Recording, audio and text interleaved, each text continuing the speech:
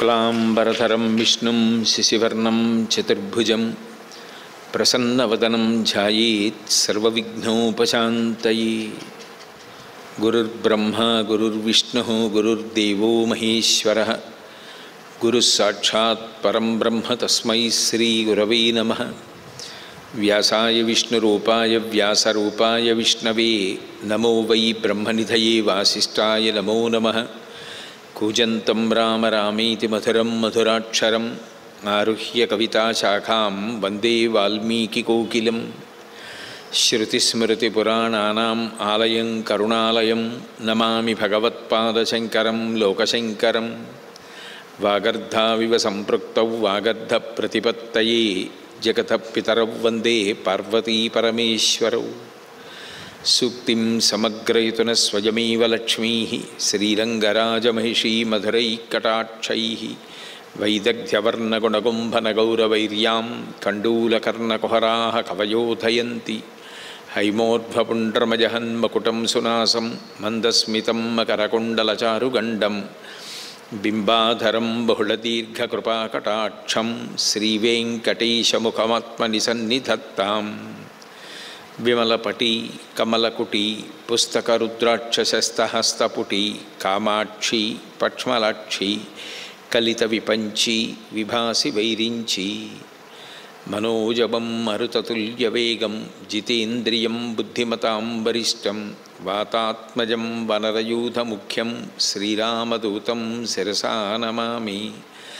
आपदामपहर्तारं दातारं सर्वसम्पदां लोकाभिरामं श्रीरामं भूयो भूयो नमाम्यहम्। हरि ओम। परमेश्वर स्वरूपेण सभके नमस्कारं।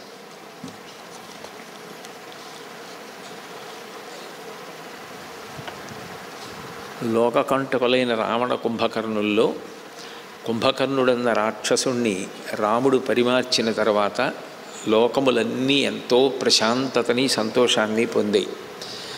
సహజంగా సోదరుడు కాబట్టి రావణాసురుడు మాత్రం విశేషమైనటువంటి దుఃఖానికి లోనయ్యాడు.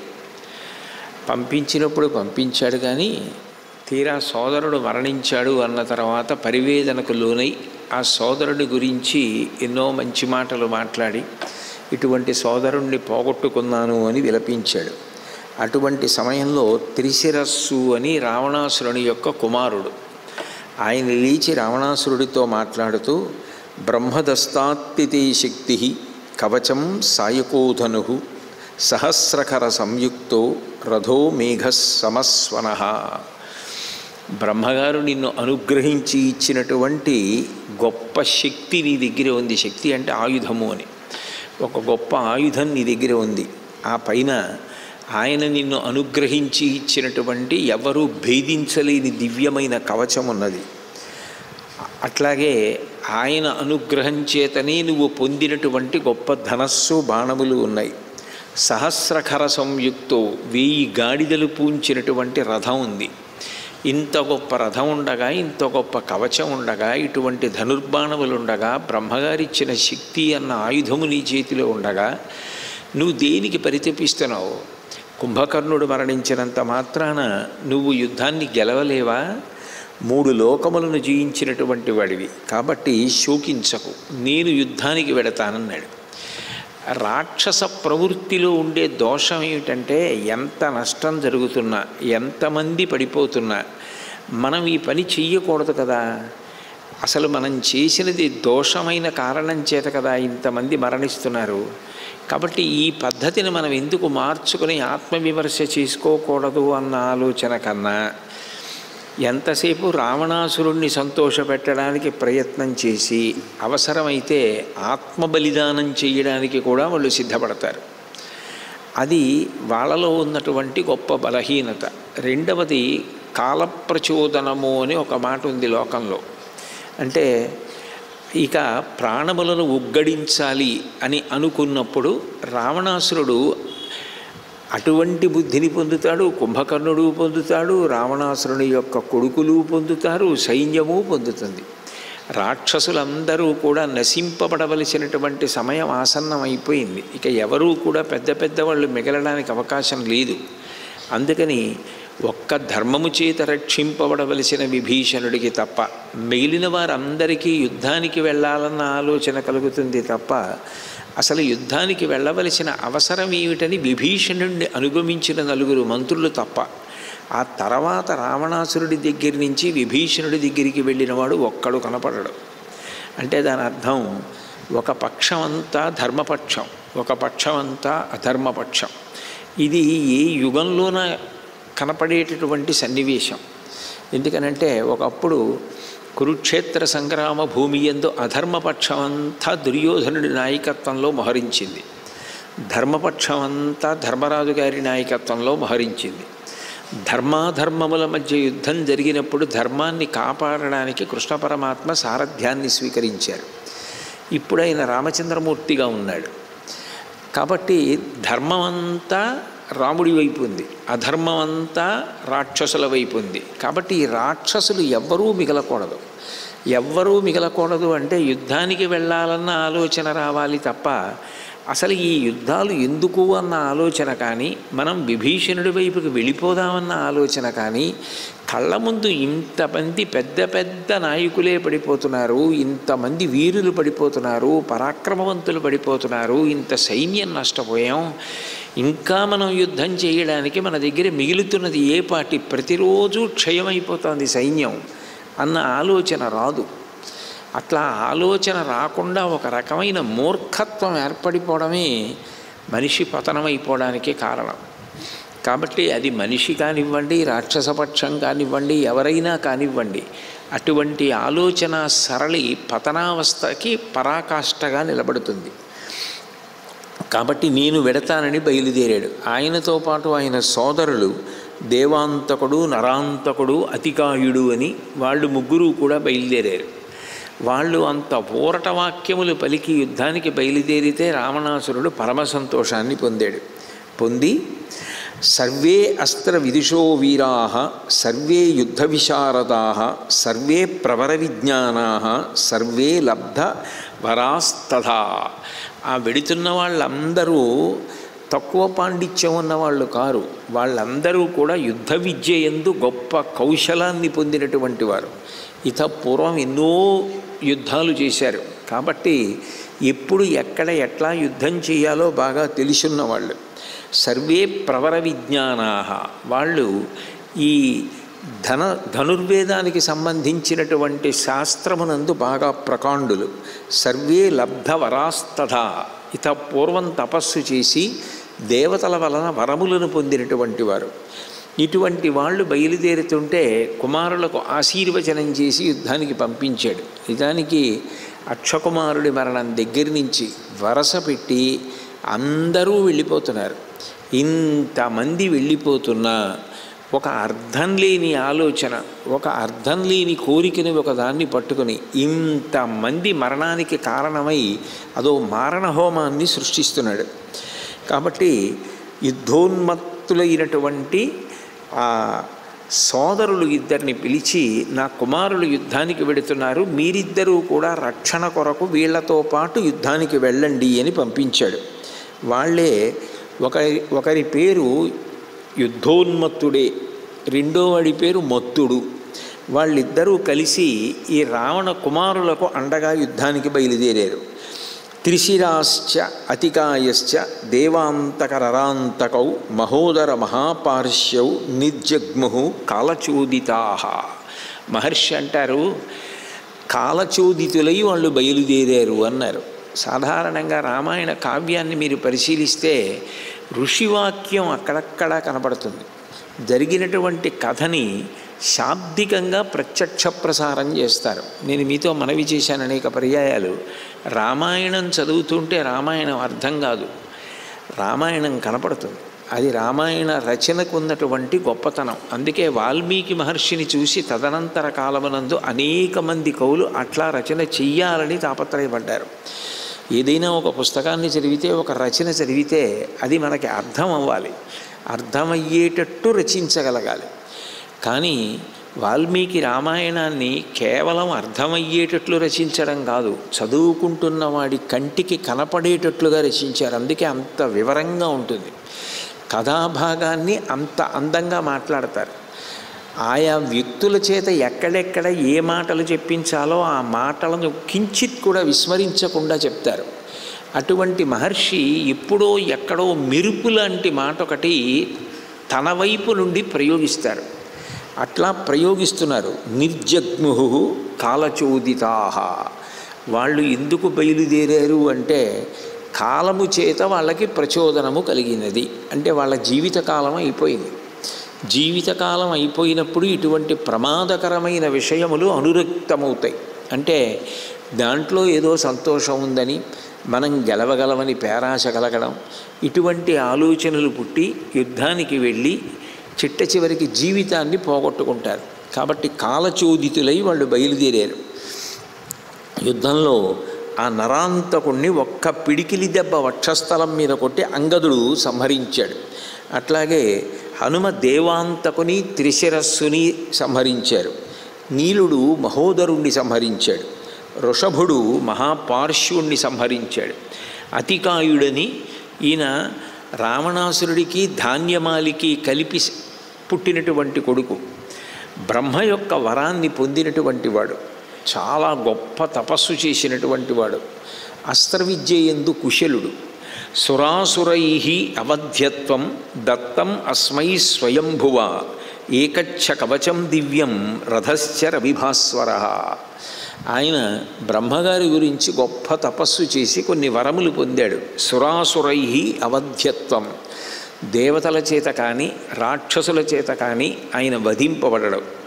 దస్తం అస్మై స్వయంభువ ఏతచ్చ కవచం దివ్యం, బ్రహ్మగారి వలన ఒక దివ్యమైనటువంటి అభేద్యమైన కవచమును పొందాడు.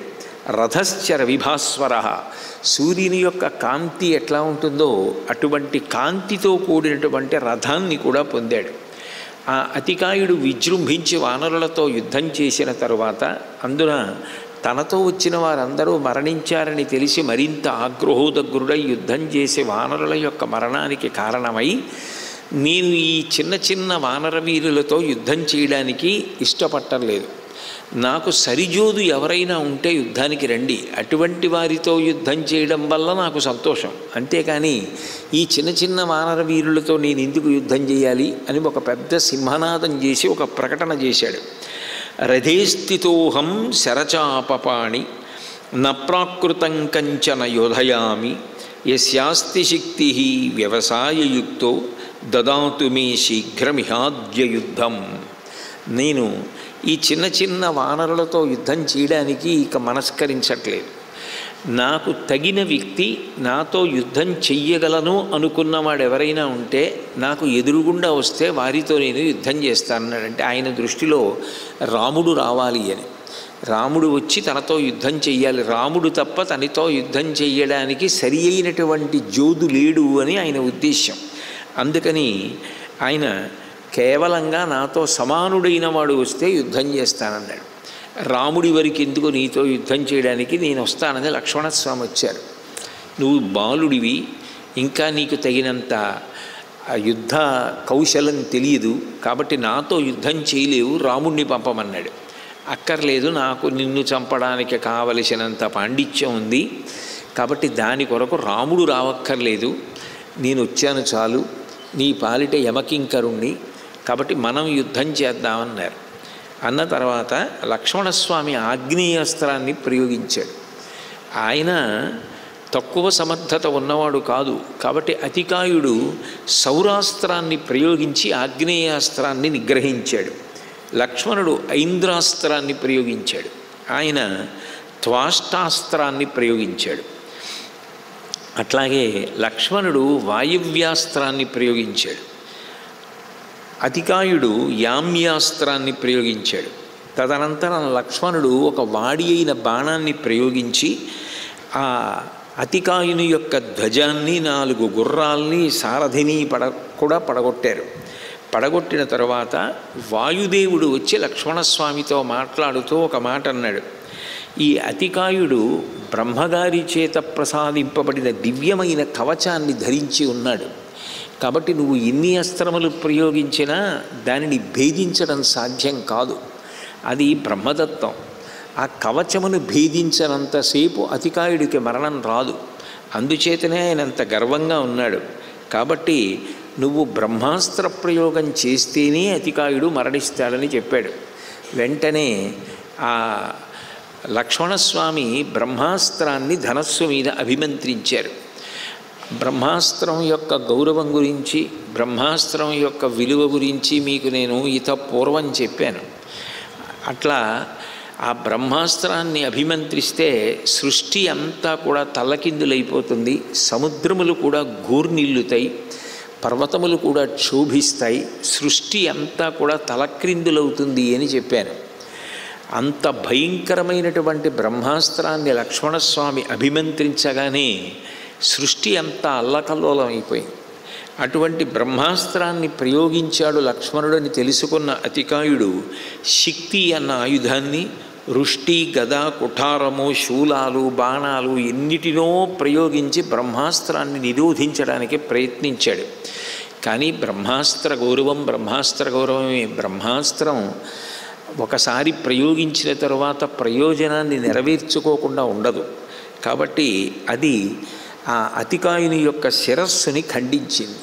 ఖండించిన తరువాత అతికాయుడు కూడా పడిపోయాడు. వచ్చిన వాళ్ళందరూ మరణించారు అన్న వార్త రావణాసురుడికి వెళ్ళింది. వెళ్ళిన తరువాత అప్పుడు బాధపడ్డాడు. ఆయన పని ఏమిటంటే తాత్కాలికంగా బాధపడుతుంటాడు, మళ్ళీ వెంటనే ఎవరినో వెతికి వాళ్ళని పంపిస్తూ ఉంటాడు. అంటే ఎవరూ కూడా ఇక మిగలడానికి వీల్లేదు. ఈ మాట సీతమ్మ ఎప్పుడూ చెప్పింది. వధంచామిచ్చితా ఘోరం తయాసౌ పురుషర్షభ అంది. నువ్వు రాముడి చేతిలో ఘోరంగా చచ్చిపోకూడదు అనుకుంటే నన్ను అప్పచెప్పు. ఒకవేళ నన్ను అప్పచెప్పకపోతే నిన్ను ఆయన అంత తేలిగ్గా చంపేస్తాడని అనుకోకు. ఘోరమైన చావు చచ్చిపోతావు. ఎందుకంటే శారీరకంగా చనిపోవడం ఏదో ఒకసారి చచ్చిపోతావు, కానీ చింత పొంది చచ్చిపోవడం అంత చిన్న విషయం కాదు. ఎందుకనంటే చితి మనిషి శరీరాన్ని ఒక్కసారి భగ్గున కాల్చేసి బూదికుప్ప చేసేస్తుంది. చింత అట్లా కాదు, అది ప్రతి క్షణం కాల్చేస్తుంది మనిషిని. చితి కన్నా చింత అత్యంత ప్రమాదకరమైనది. చింత ఈశ్వర చింతనగా మార్చుకోగలిగాడు అనుకోండి, ఆయన అదృష్టవంతుడు. కాబట్టి అంత చింత పొందాలి రావణాసురుడు, అంత బాధపడాలి. పోనీ ఈ బాధకి కారణాలు రెండిటినీ ఆయన బయటికి చెప్పలేడు. అది చింతకి ఉన్నటువంటి పెద్ద విశేషం రావణుడి విషయంలో. ఆయన చింతకి ప్రధాన కారణం సీతమ్మని అపహరించి తేవడం. ఎవ్వరి దగ్గర అది అంగీకరించాడు. నేను సీతమ్మని అపహరించి తేకుండా ఉండవలసింది, నేను తప్పు చేశాను, నా కామానికి హద్దు లేదు, ఇంతమంది కాంతలున్నారు, నచాకులీనా నచ హీనరూపా నదక్షిణానానుపచారయుక్త భార్యాభవత్తస్య నహీన సత్వా నచాపి కాంతస్య నకామనీయా అని వాల్మీకి మహర్షి వర్ణించారు. ఇంతమంది కాంతలతో భోగించి ఇంతమంది భార్యలతో సంతోషంగా సుఖంగా ఉన్న నేను ఒక్క సీతమ్మ కోసం పేరాశకి పోకుండా ఉంటే నేను బ్రతికుండేవాడిని అని అంగీకరించలేడు. రెండు, ఎంతసేపు మాట్లాడినా రాముడు మానవుడు నన్నేం చేస్తాడు అంటాడు, కానీ మనసులో మాత్రం ఖచ్చితంగా రాముడితో యుద్ధం జరిగినప్పుడు, తాను వెళ్ళవలసి వచ్చినప్పుడు తాను మరణిస్తానన్న నమ్మకం క్రమక్రమంగా ఏర్పడుతోంది. ఈ రెండు విషయాల్ని అంగీకరించాడనుకోండి, ఆయన రాచపదవి అయిపోయినట్టే. ఎందుకనంటే అవమానం పాలైపోతాడు.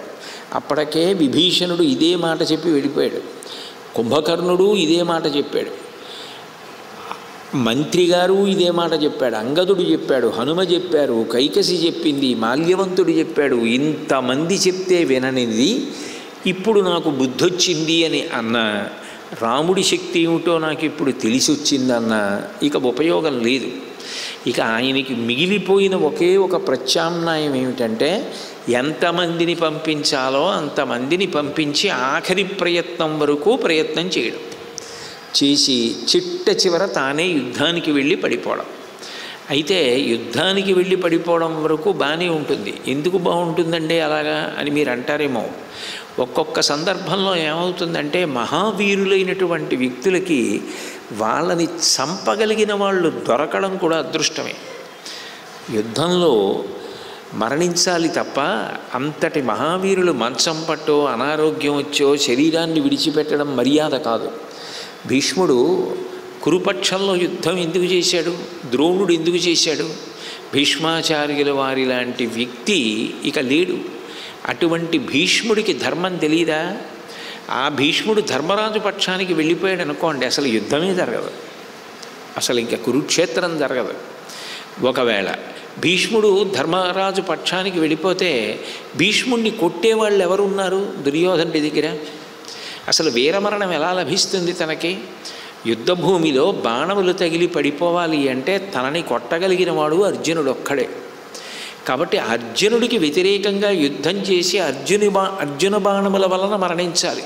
అందుకే శిఖండి బాణాలు వేస్తే ఎదురుగుండా అర్జునుడి ముందు నిలబడి బాణములు వేసినప్పుడు ఆ బాణములు భీష్ముడికి తగులుతుంటే ఇవేం బాణాలు, ఇవి అర్జునుడివి కావన్నాడు.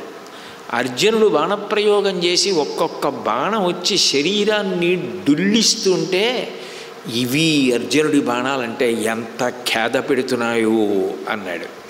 అట్లా వీరమరణాన్ని పొందడాన్ని అభిలషిస్తారు. ఇంత గొప్పవాడైన రావణాసురుడు మరణించాలి అంటే రాముడు తప్ప పడగొట్టగలిగిన వాడెవరు? కాబట్టి ఒక రకంగా అట్లా వెళ్ళిపోవడం సంతోషం. రెండు, అంతకన్నా ప్రత్యామ్నాయం లేదు. కాబట్టి వెళ్ళిన వాళ్ళందరూ మరణించారన్నప్పుడల్లా బాధపడడం, చింత పొందడం. ఈ చింత అనేక రకములుగా నిజానికి రామాయణంలో రావణాసురుని యందు పరిణమించింది. కారణం ఒక్కటే, ఎన్ని చేస్తున్నా సీతమ్మ విషయంలో మాత్రం సానుకూల నిర్ణయానికి రాలేకపోయాడు. ఆవిడ్ని బాధ పెడుతూనే ఉన్నాడు. ఆ బాధ చిట్ట చివరి వరకు అంత దారుణమైన ఆలోచనలే ఇచ్చింది. ఒక పక్క ఎవరికీ చెప్పలేని చింత, ఒక పక్క వెళ్ళినవాడెవడు వెనక్కి తిరిగి రాడు. అంతఃపురంలో ఉంటాడన్న మాటే కానీ మనసుకి శాంతి లేదు. అట్లాగని తను తిన్నగా యుద్ధానికి వెళ్ళిపోయే ప్రయత్నం ముందు చేశాడు. ప్రహస్తుడు మరణించగానే వెళ్ళాడు, వెళ్ళి ఓడిపోయి వెనక్కి వచ్చేసాడు. కాబట్టి వెళ్ళడం అంటూ జరిగితే రాముడు చంపేస్తాడని అర్థమైపోయింది. కాబట్టి ఇప్పుడు వెళ్ళలేడు. ఎంతసేపు చిట్ట చివరి వరకు కూడా రాక్షస ప్రవృత్తి చేత ఆయనకున్న ఆలోచన ఏమిటంటే మోసము చేత, కపటము చేత, మాయ చేత నేను గెలవగలను. అందుకే ఎక్కువ ఇంద్రజిత్ మీద ఆధారపడతాడు. మిగిలిన వాళ్ళు ఎవరికన్నా ఇటువంటి యుద్ధం చెయ్యాలి అంటే ఇంద్రజిత్ ఒకడే చేయగలడు. అందుకే అతనికి చిట్ట చివరి వరకు ఆశ ఎవరి మీద అంటే ఇంద్రజిత్ మీద. అందుకే రామాయణాన్ని పరిశీలిస్తే ఇంద్రజిత్ వెళ్ళిపోయాడు అనగానే ఇక రావణాసురుడు యుద్ధభూమిలోకి వచ్చేసాడు. ఇంకా తర్వాత ఎక్కువ రోజులు ఆగల. కారణం ఏమిటంటే ఇంద్రజిత్ వెళ్ళిపోయిన తర్వాత ఇక అతనికి ఆశ లేదు. పైగా ఇంద్రజిత్ వెళ్ళిపోవడంతో అతను ఒక పెద్ద తప్పు చేశాడు. ఇక తనకి అంత్యేష్టి సంస్కారం చేయడానికి కూడా కొడుకు లేకుండా చేసేసుకున్నాడు. ఇంకా అంతకన్నా దురదృష్టం ఇంకోటి లేదు. ఇంతమంది కొడుకులున్నవాడు ఇంతమంది కొడుకుల్ని తానే బలిపెట్టేసి తను మరణించిన నాడు తనకి అంత్యేష్టి సంస్కారం చేయడానికి కొడుకు లేడు. చిట్ట చివరికి తమ్ముడైనటువంటి విభీషణుడు చేయవలసి వచ్చింది. అంటే అది కాలంలో వాళ్ళు వెళ్ళిపోలేదు, తను వాళ్ళని పంపించి చంపించేశాడు. ఇంకా అంతకన్నా చింత ఏముంటుంది? ఆ చింత అప్పుడప్పుడు ఏం చేస్తుందంటే యథార్థాన్ని అంగీకరించే స్థితిని కల్పిస్తుంది. అది ఎవరో సేనాధిపతి ఎవరో పోయారనుకోండి, ఉన్న వాస్తవం మాట్లాడడం. ఎంత రాక్షసుడైనా కొడుకులు వెళ్ళిపోతే మాత్రం తట్టుకోలేడు. తట్టుకోలేక అప్పుడు బయటపడుతుంటాడు. అలా బయటపడ్డాడు. కొడుకులు వెళ్ళిన వాళ్ళందరూ మరణించారు, సోదరులు కూడా మరణించారని తెలిసిన తర్వాత అంటాడు, అహో సుబలవాన్ రామో మహాదస్త్రబలంచవై యస్య విక్రమమాసాద్య రాక్షసా నిధనంగతాః. రాముడు ఎంత పరాక్రమవంతుడు, ఎంత గొప్ప అస్త్రములు తెలిసిన్నవాడు, ఎంత యుద్ధ కోవిదుడు. అటువంటి రాముడి దగ్గరికి వెళ్ళిన వాళ్ళు బ్రతికి బట్టకట్టి వెనక్కి వచ్చిన వాళ్ళు లేరు. కాబట్టి రాముడికి తెలియని అస్త్ర విద్య లేదు. అటువంటి రాముడు శ్రేష్ఠుడు అన్నాడు. అని నాకు ఇప్పటికీ అర్థం కాని విషయం, ఇంద్రజిత్ చేసినటువంటి శరబంధాన్ని అసలు ఎట్లా తప్పించుకున్నాడు? ఋషులు విడిపించలేరు, దేవతలు విడిపించలేరు, గంధర్వులు విడిపించలేరు. ఇంద్రజిత్ వెళ్ళి చేసినటువంటి ఇంత గొప్ప ప్రయత్నం, ఇంత గొప్ప శరబంధం అసలు ఏ మాయ చేశాడు? ఎట్లా బయటికి వచ్చాడు? మళ్ళీ ఎట్లా యుద్ధం చేస్తున్నాడు? ఇప్పటికీ నాకు అది అర్థం కాని విషయం. కాబట్టి మాయలనే దాటిపోయినటువంటి రాముడు ఏ క్షణంలో ఏదైనా చేయగలడు. కానీ ఇప్పటికీ ఆయన అంగీకరించలేని విషయం ఏమిటంటే, రాముడు ధర్మం తప్పడం. ధర్మం తప్పకపోవడం అన్న మాట, తనకి కాలం అనుకూలంగా ఉన్నంత కాలం ధర్మం తప్పకుండా ఉండడం కూడా గొప్పే. అది కూడా చిన్న విషయం కాదు. అన్ని విషయాలు అనుకూలించినన్నాళ్ళు ధర్మం పాటించడం కూడా గొప్పే నా దృష్టిలో. ఎందుకంటే ధర్మమునందు అనురక్తి ఉంటే కదూ కాలం కలిసి వచ్చినప్పుడు ధర్మం పాటించడం. దానికన్నా పై స్థాయి కాలం కలిసి రానప్పుడు కూడా ధర్మాన్ని పాటించడం. అది కౌసల్య చెప్పింది. యం పాలయసి ధర్మం త్వం ధృత్యాచ నియమేన చ సవై రాఘవశార్దూల ధర్మస్వామభిరక్షతు. ప్రాణములకే ప్రమాదం వచ్చిందన్నంత ఆపత్కాలంలో కూడా ధర్మాన్ని పాటించడం చాలా చాలా కష్టం. ఎందుకంటే ఇంకా ప్రాణమే పోతుంది అన్నప్పుడు కూడా నేను ధర్మం తప్పను అనాలంటే ధర్మం మీద అంత నమ్మకం ఉండాలి. ధర్మం ఏమైనా ఎదురుగుండా వచ్చి నువ్వు ఇంత పాటిస్తున్నావు కాబట్టి నేను కాపాడతానని చెప్తుందా? ఏం చెప్పదు. కాబట్టే లక్ష్మణస్వామి అంతటి వాడు ఒక సందర్భంలో ఓ మాట అన్నాడు, నువ్వు నమ్మిన ధర్మం నిన్నేం కాపాడిందని అడిగాడు. అంటే ధర్మం మీద అంత నమ్మకం ఉండాలి. అంత నమ్మకం ఉన్నవాళ్ళు ఇద్దరు కనపడతారు. అనుష్ఠానము చేత, గురువుల యొక్క ప్రబోధం చేత అటువంటి బుద్ధి కలిగి అనుష్ఠించినటువంటి వాడిగా, నరుడిగా రాముడు కనపడతాడు. బ్రహ్మగారి వరం చేత ఆపత్కాలమునందు కూడా ధర్మమునందు బుద్ధి వైదొలగకుండా ధర్మాన్ని అనుష్ఠించగలిగిన ప్రజ్ఞావంతుడుగా విభీషణుడు కనపడతాడు. రాముడు విభీషణుడు ఒకే చోట ఉండడం రాముడి యొక్క పక్షానికి ధర్మదేవత యొక్క అనుగ్రహం ఎంత విపరీతంగా ఉంటుంది అనడానికి ఆస్కారం ఇస్తుంది. అటువంటి వాళ్ళు ఒక్కడు రావణాసురుడి దగ్గర లేకపోవడం ఎంత ప్రమాదకరమైన పరిస్థితిలో రావణుడు ఉన్నాడో తేలికగా ఊహించవచ్చు. కాబట్టి మీరు నగరాన్ని జాగ్రత్తగా కాపాడండి అంటాడు రావణాసురుడు తన భృత్యులతోటి. ఎందరో వీరులైన రాక్షసులు ఇప్పటికే మరణించారు. ఆ పైన పుత్రశోకంతో ఇక ఆయనకి అంతకన్నా మాట్లాడడానికి అవకాశం కలగలేదు. అంతకన్నా మాట్లాడడానికి ఆయనకి మనసు కూడా అనురక్తము కాలేదు. ఎందుకంటే మనసుని శోకము పీడించేస్తోంది. లోపలంతా చింత, ఆ చింతతోటి అంతఃపురంలోకి వెళ్ళిపోయాడు. ఇప్పుడు ఆయన ఎవరిని పంపించలేదు. ఎవరో అక్కడికి రావాలి. ఎవరక్కడికి రావాలి? ఇంద్రజిత్తే రావాలి. కానీ ఎక్కడో మనసులో చిన్న భయం, ఆ ఇంద్రజిత్ కూడా వెళ్ళిపోతే ఇక తనే వెళ్ళాలి. అతని ఒక్కడి మీదే ఆశ.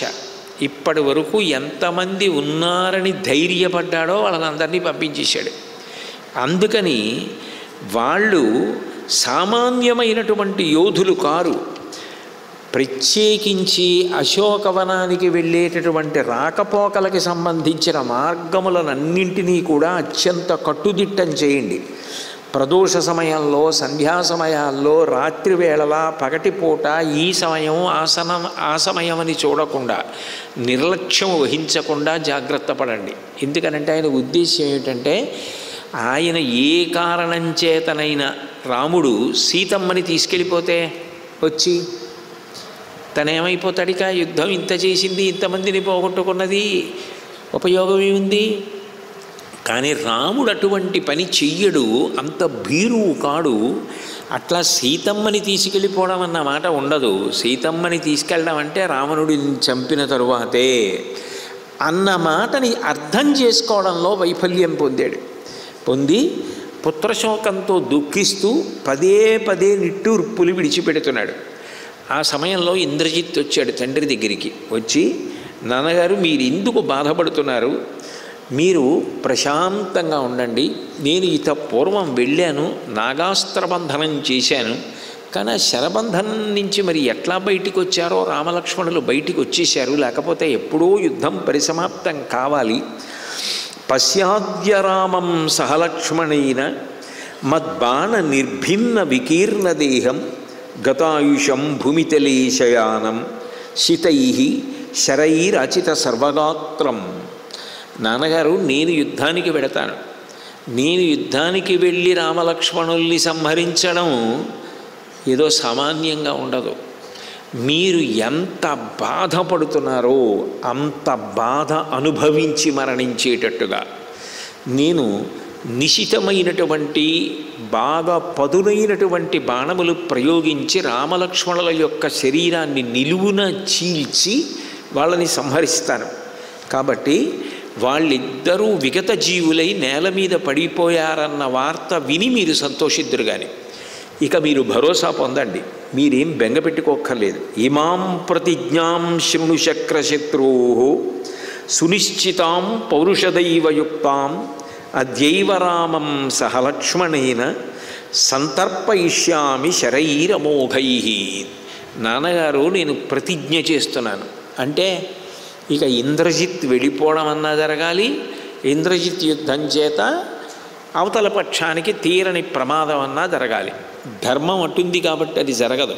కాబట్టి వెళ్ళిపోయే వరకు యుద్ధం ఆపడే ఇంద్రజిత్ ప్రతిజ్ఞ చేశాడు. చేసి సునిశ్చితాం పౌరుషదైవయుక్తాం, పౌరుషం అంటే పురుష ప్రయత్నం, నేను నా పురుష ప్రయత్నము చేస్తాను, దైవానుగ్రహాన్ని కూడా నేను తోడు తీసుకుంటానన్నాడు. ఇదేమిటి రాక్షస ప్రవృత్తిలో ఈ దైవానుగ్రహం అన్న మాట ఎక్కడి నుంచి వచ్చింది అంటే మీకు ఇక్కడ ఈ కాండలో కనపడదు, కానీ ఉత్తరకాండలో ఇంద్రజిత్ గురించి ఒక విశేషం కనపడుతుంది. ఒకప్పుడు దేవదానవ యుద్ధం జరుగుతోంది.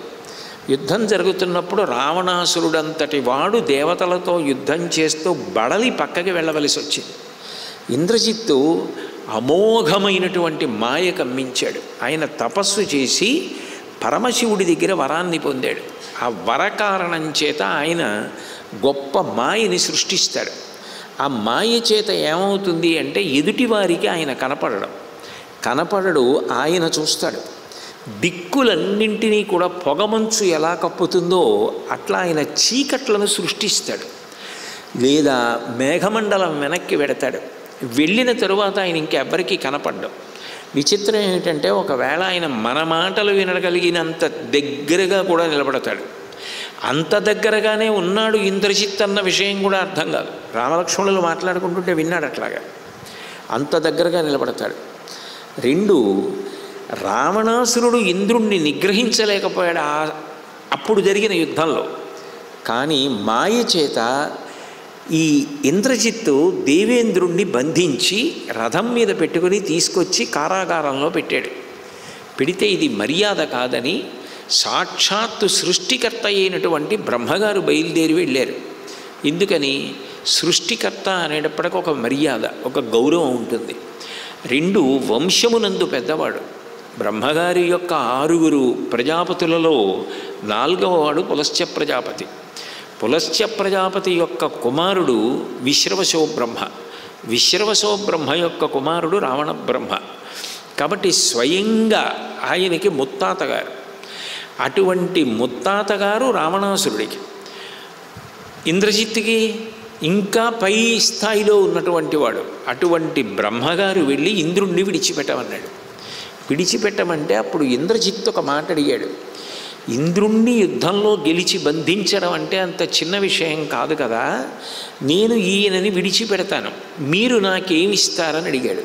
నీకేం కావాలన్నాడు బ్రహ్మగారు. నాకు మరణము లేకుండా వరమిమ్మన్నాడు. మరణము లేకుండా ఏ ప్రాణి ఉండదు. ఇది మర్త్యలోకం. మర్త్యలోకం అంటేనే ఇక్కడికి వచ్చిన ఎవరైనా సరే శరీరాన్ని వదిలిపెట్టేవలసింది. ఎంత మహితాత్ముడు కానివ్వండి, శరీరాన్ని విడిచిపెట్టేసి వెళ్ళిపోతారు. అంతేగాని శరీరంతో వెళ్ళడం అన్న మాట ఉండదు, శరీరంతో ఉండిపోవడం అన్న మాట ఉండదు. ఎందుకంటే దీనికి షడ్వికారములు ఉంటాయి, ఇది జీర్ణమైపోతుంది. అందుకని అది సృష్టికి విరుద్ధమైన వరం అడిగావు, ఇంకేదైనా అడుగన్నాడు. అయితే నేను పరాక్రమ సంబంధమైన పౌరుష సంబంధమైన వరం అడుగుతాను. నేను అభిచారిక హోమం చేస్తాను, అంటే నిషిద్ధ హోమం, అది చేయకూడదు. అటువంటి హోమం చేస్తాను. చేసినప్పుడు అగ్నిముఖంగా మీరు హవిస్సు పుచ్చుకోవాలి. పుచ్చుకొని నాకు అగ్నిహోత్రంలోంచి రథం రావాలి. నేను ఆ రథం మీద ఎక్కి రథంలో కూర్చున్నంతసేపు నన్ను ఎవడూ చంపకూడదు. ఇక నాకు మృత్యు ఉండకూడదు. ఆ రథంలో నేను కూర్చున్నానా ఎవరినైనా నేను పడగొట్టగలగాలి తప్ప నేను రథంలో ఉండగా మరణించను. అంటే మరి నాకు మరణం ఉండాలి కదా అన్న ఆలోచన మీకుందేమో. నేను ఎప్పుడైనా హోమాన్ని ప్రారంభం చేసిన తరువాత పూర్తి చెయ్యకుండా మధ్యలో విడిచిపెట్టేసి యుద్ధానికి వెడితే అప్పుడు మరణిస్తాను. నాకు ఇటువంటి వరం ఇస్తే ఇంద్రుణ్ణి విడిచిపెడతానన్నాడు. బ్రహ్మగారు వరం ఇచ్చానన్నారు. అప్పుడు ఇంద్రుణ్ణి విడిచిపెట్టాడు. అందుకని ఆయన పౌరుషం అన్న మాట వాడాడు. అంటే దాని అర్థం ఏమిటంటే హనుమ మీదకి యుద్ధానికి వెళ్ళినట్టుగా ఆయన వెళ్ళడు. హనుమ మీదకి యుద్ధానికి వెళ్ళినప్పుడు సుందరకాండలో 4 సింహములు పూంచిన రథం అక్కడికక్కడ ఎక్కి వెళ్ళిపోయాడు. అట్లా వెళ్ళడు. నికుంభల దేవాలయానికి వెళ్ళి చాలా భయంకరమైనటువంటి హోమం చేస్తాడు. అంత భయంకర హోమం చేసి అందులోంచి వచ్చినటువంటి రథం ఎక్కి వెడతాడు. ఇక ఇంద్రజిత్ అలా రథం ఎక్కాడంటే యువతల పక్షంలో ఎవరైనా ఉండనివ్వండి, ఇక గెలుపు అన్నమాట ఉండదు. ఇంద్రజిత్తుదే గెలుపు. కాబట్టి ఇప్పుడు నేను అలా బయలుదేరుతాను అని ప్రతిజ్ఞ చేశాడు. ఎందుకంటే ఇప్పుడు తండ్రి పొందినటువంటి డగ్గుత్తికకి, తండ్రి పొందినటువంటి నిర్వేదానికి తగిన రీతిలో మాట్లాడాలి. కాబట్టి నేను అలా యుద్ధం చేస్తాను నాన్నగారు అని చెప్పి మాటిచ్చాడు. మాటిచ్చి వెంటనే ఒక గొప్ప రథాన్ని స్వీకరించి, సూర్యరథం ఎలా ఉంటుందో అటువంటి రథం మీద బయలుదేరి గొప్ప సైన్యాన్ని వెంట పెట్టుకొని వానరుల మీదకి యుద్ధానికి వెళ్ళాడు. వెళ్ళడానికి ఇక సిద్ధం అవుతున్నాడు. వెడుతున్నప్పుడు రావణాసురుడు పరమ సంతోషాన్ని పొంది, నీ వంటి వీరుడు లోకంలో లేడు, ఆ పైన నీకు గొప్ప గొప్ప వరాలున్నాయి, నువ్వు ఎవరిని నిర్జించాలనుకున్నా నిర్జించగలవు, నిన్ను ఓడించగలిగిన వాడు లేడు, కాబట్టి నువ్వు కార్యాన్ని పూర్తి చేసి సంతోషంగా క్షేమంగా తిరిగి రావాలి అని చెప్పి ఆశీర్వచనం చేశాడు. చేసినప్పుడు ఈయన వెంటనే హోమాన్ని ప్రారంభం చేశాడు. తతస్థు హుతభోక్తారం హుతభుక్ సదృశ ప్రభ జుహువే రాక్షసశ్రేష్టో మంత్రవద్ విధివత్ తదా. మంత్రముల చేత ఏ విధానంలో హోమం చెయ్యాలో ఆ విధానంలో ఒక గొప్ప హోమం చేయడం కోసమని ఒక రహస్య ప్రదేశంలో చేస్తాడు. అదేం అందరికీ తెలిసే ప్రదేశం కాదు, అది విభీషణుడికి ఒక్కడికే తెలుసు. అటువంటి రహస్య ప్రదేశానికి వెడతాడు. వెళ్ళి అక్కడ చేస్తాడు ఆ హోమం. అటువంటి చోటుకి వెళ్ళి తతస్థు హుత భోక్తారం ఆ హవిస్సు ఇచ్చి దేవతల్ని సంతోషపెట్టడానికి, దేవతల్ని అంటే ప్రత్యేకించి అగ్నిహోత్రుణ్ణి సంతృప్తిపరుస్తాడు బ్రహ్మగారిని. కాబట్టి అటువంటి హోమాన్ని మొదలుపెట్టాడు. స హవిర్లాజ సంస్కారై మాల్యగంధ పురస్కృతై జుహావ పావకం తత్ర రాక్షసేంద్ర ప్రతాపవాన్. అక్కడికి వెళ్ళి ఆయన పేలాలు మొదలైనవి దేవతా ప్రీతికరమైనటువంటి పదార్థాలు. పేలాలు ఎంత ప్రశస్తం అంటే మీకు రామాయణంలో బాగా కనపడుతుంది పేలాల గురించి. పేలాలు అక్కడ పెట్టి ఉన్నాయనుకోండి, దానికి ప్రదక్షిణంగా వెళ్ళాలి, అంత శక్తివంతం. ఏ మంత్రం చదవకుండా పేలాలు చల్లితే దేవతలు వస్తారంటారు. అందుకే హోమంలో కూడా పేలాలు దేవతా ప్రీతి కొరకు అగ్నిముఖంగా ఇస్తారు. అటువంటి పేలాలు ఆ హోమం కుండం చుట్టూ చల్లేడు. పేలాలు దేవతలకు ఇచ్చాడు. మాల్యగంధ పురస్కృతై గొప్ప గొప్ప పుష్పమాలలు సుగంధభరితమైన పదార్థములతోటి ఆ హోమకుండాన్నంతటినీ సంస్కరించాడు. జుహావపావకం తత్ర రాక్షసేంద్ర ప్రతాపవాన్.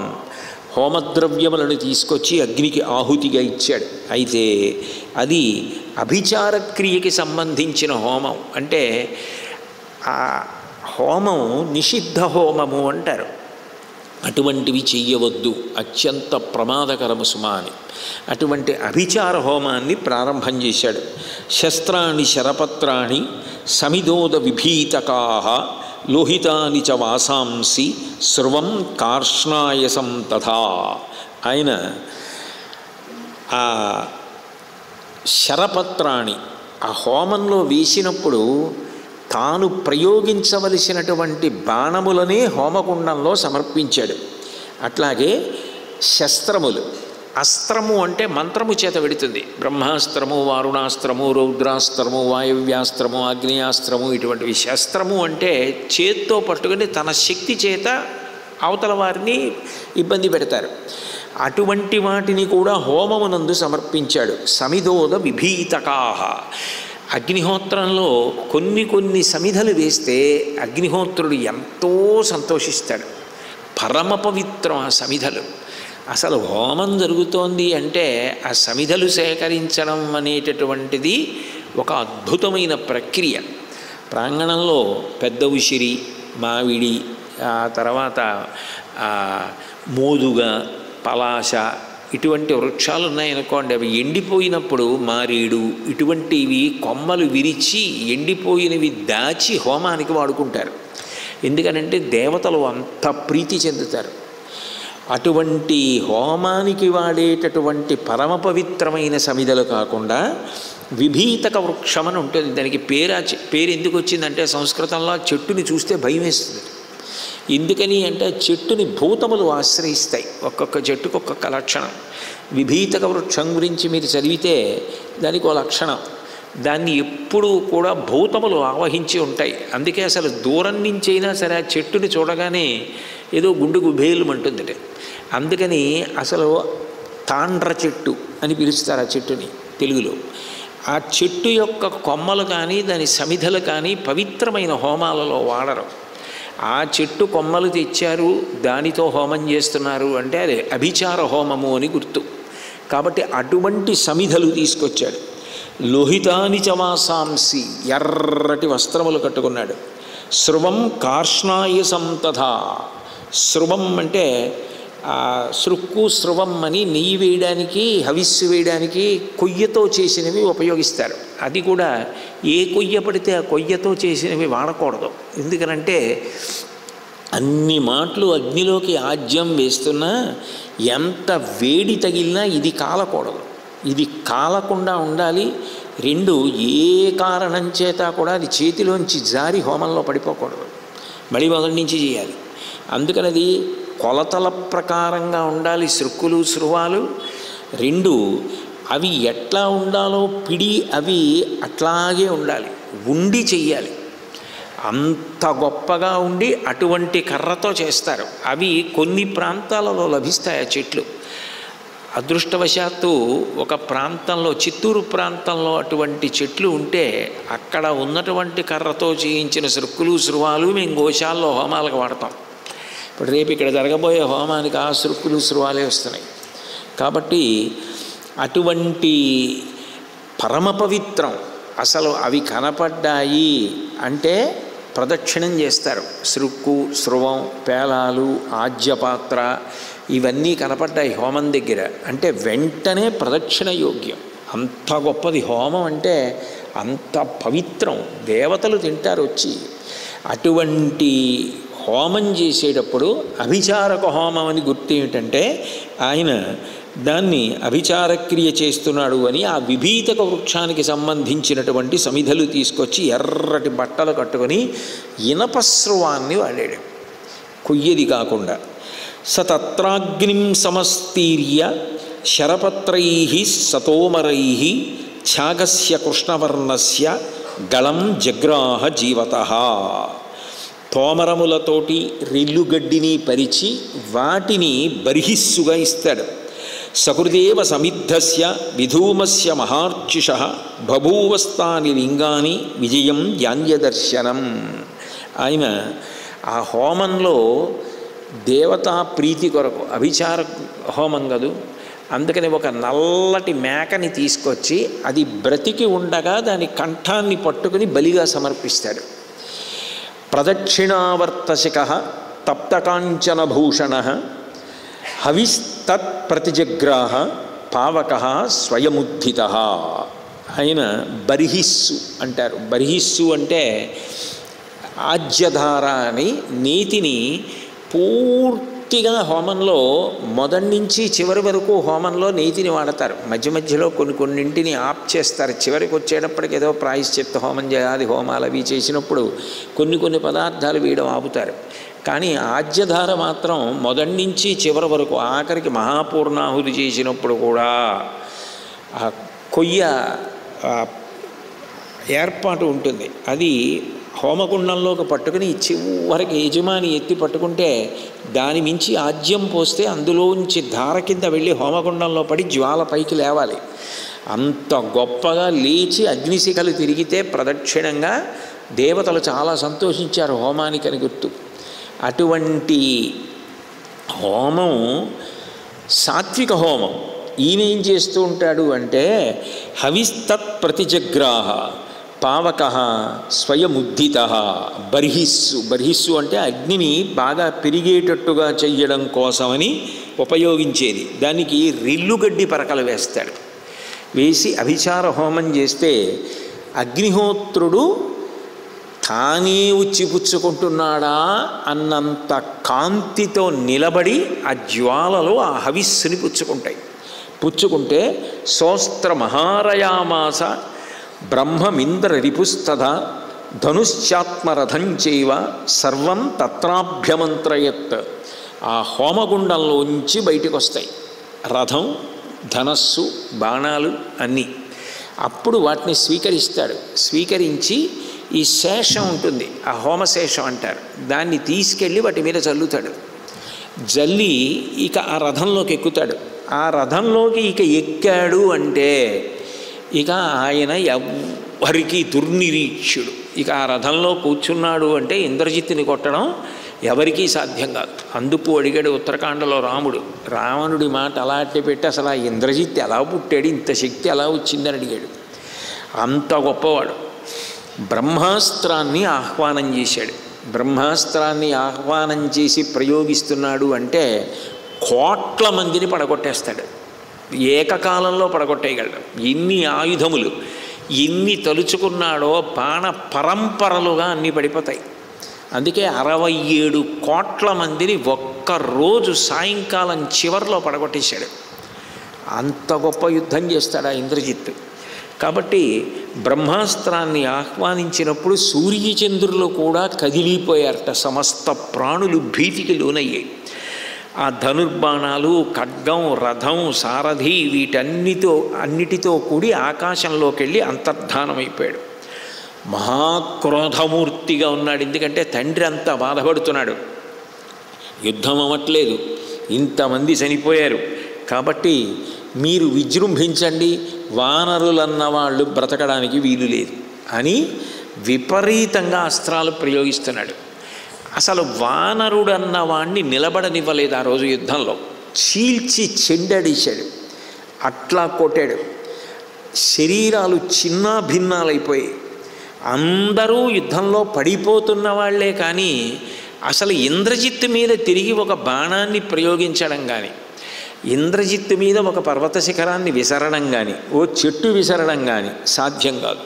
ఎందుకని అంటే అసలు ఎక్కడున్నాడో కనపడ్డా, ఎక్కడున్నాడో, ఎట్నుంచి వస్తున్నాయో ఆ బాణాలు, ఎట్నుంచి వేస్తున్నాడో, ఎక్కడి నుంచి యుద్ధం చేస్తున్నాడో ఒక్క మాట వినపడదు. నిశ్శబ్దంగా వచ్చి పడిపోతుంటాయి అంతే.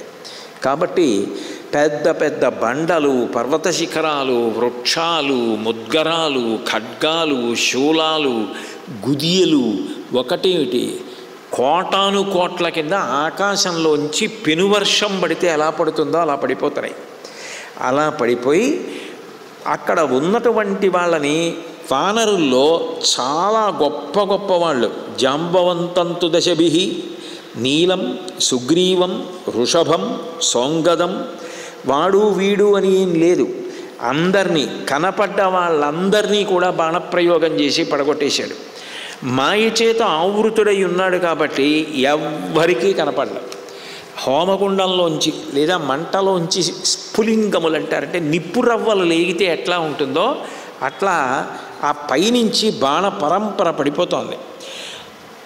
హనుమంతంచ సుగ్రీవం అంగదం గంధమాదనం జాంబవంతం సుషీణంచ వేగదర్శినమేవ చ మైందంచ ద్వివిధం నీలం గవాక్షం గజమోఖౌ కేసరం హరిలోమానం విద్యుదంష్ట్రంచ వానరం సూర్యాననం జ్యోతిముఖం తదా దధిముఖం హరిం పావకాక్షం నలంచైవ కుముదంచైవ వానరం.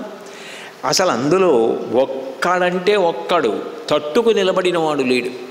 విశేషం ఏమిటంటే రామరావణ యుద్ధం మొదలైన తర్వాత చాలా గొప్పగా యుద్ధం చేసినటువంటి వాళ్ళల్లో నీలుడు, జాంబవంతుడు, అంగదుడు, గవాక్షుడు, గవయుడు, ఆ హనుమ ఇటువంటి వాళ్ళందరూ చేశారు.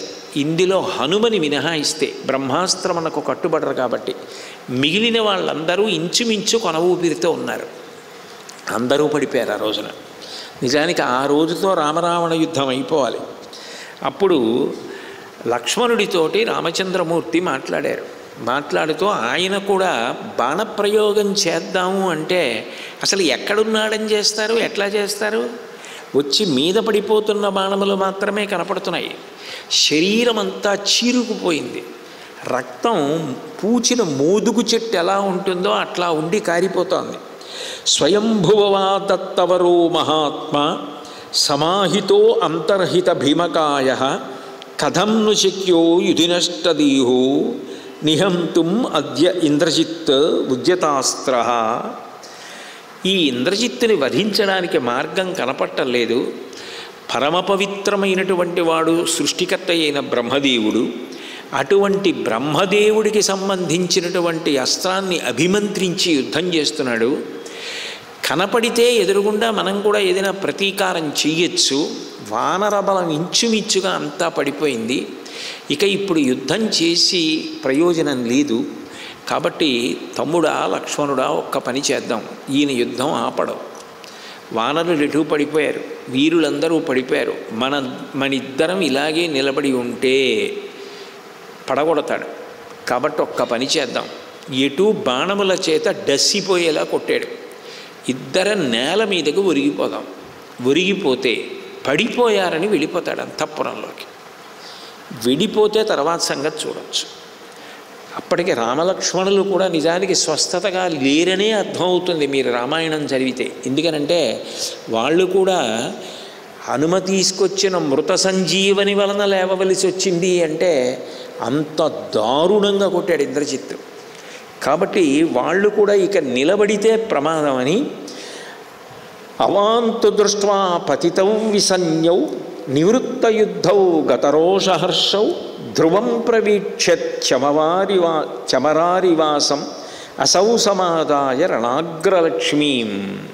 స్పృహని కోల్పోయిన వాళ్ళల్లా, సంజ్ఞలేని వాళ్ళల్లా నేల మీద పడిపోదామని రామలక్ష్మణులు కూడా పడిపోయారు. చూశాడు. ఇక యుద్ధభూమి యందు శత్రువులు లేచి నిలబడి తనతో యుద్ధం చేస్తున్నవాడన్నవాడు ఎవరూ కనపడలేదు. అందరూ పడిపోయిన వాళ్ళు కొన ఊపిరితో ఉన్నారు. పెద్ద నవ్వు నవ్వాడు. నవ్వి తిరిగి అంతఃపురానికి వెళ్ళిపోయాడు. వెళ్ళి తండ్రితో చెప్పాడు, నాన్నగారు యుద్ధం అయిపోయింది, బ్రహ్మాస్త్ర ప్రయోగం చేసి భయంకరమైన యుద్ధం చేశాను, రామలక్ష్మణులు పడిపోయారు. ఒక వానరం అంటే ఒక వానరము స్వస్థతగా లేచి లేదు, అన్నీ కొన ఊపిరితో ఉన్నవే. కొంతమందికి నడుములు తెగిపోయాయి, కొంతమందికి చేతులు తెగిపోయాయి, కాళ్ళు తెగిపోయాయి. రక్తం అసలు ఒక మహాసముద్రంలా ప్రవహించింది ఆ రోజున.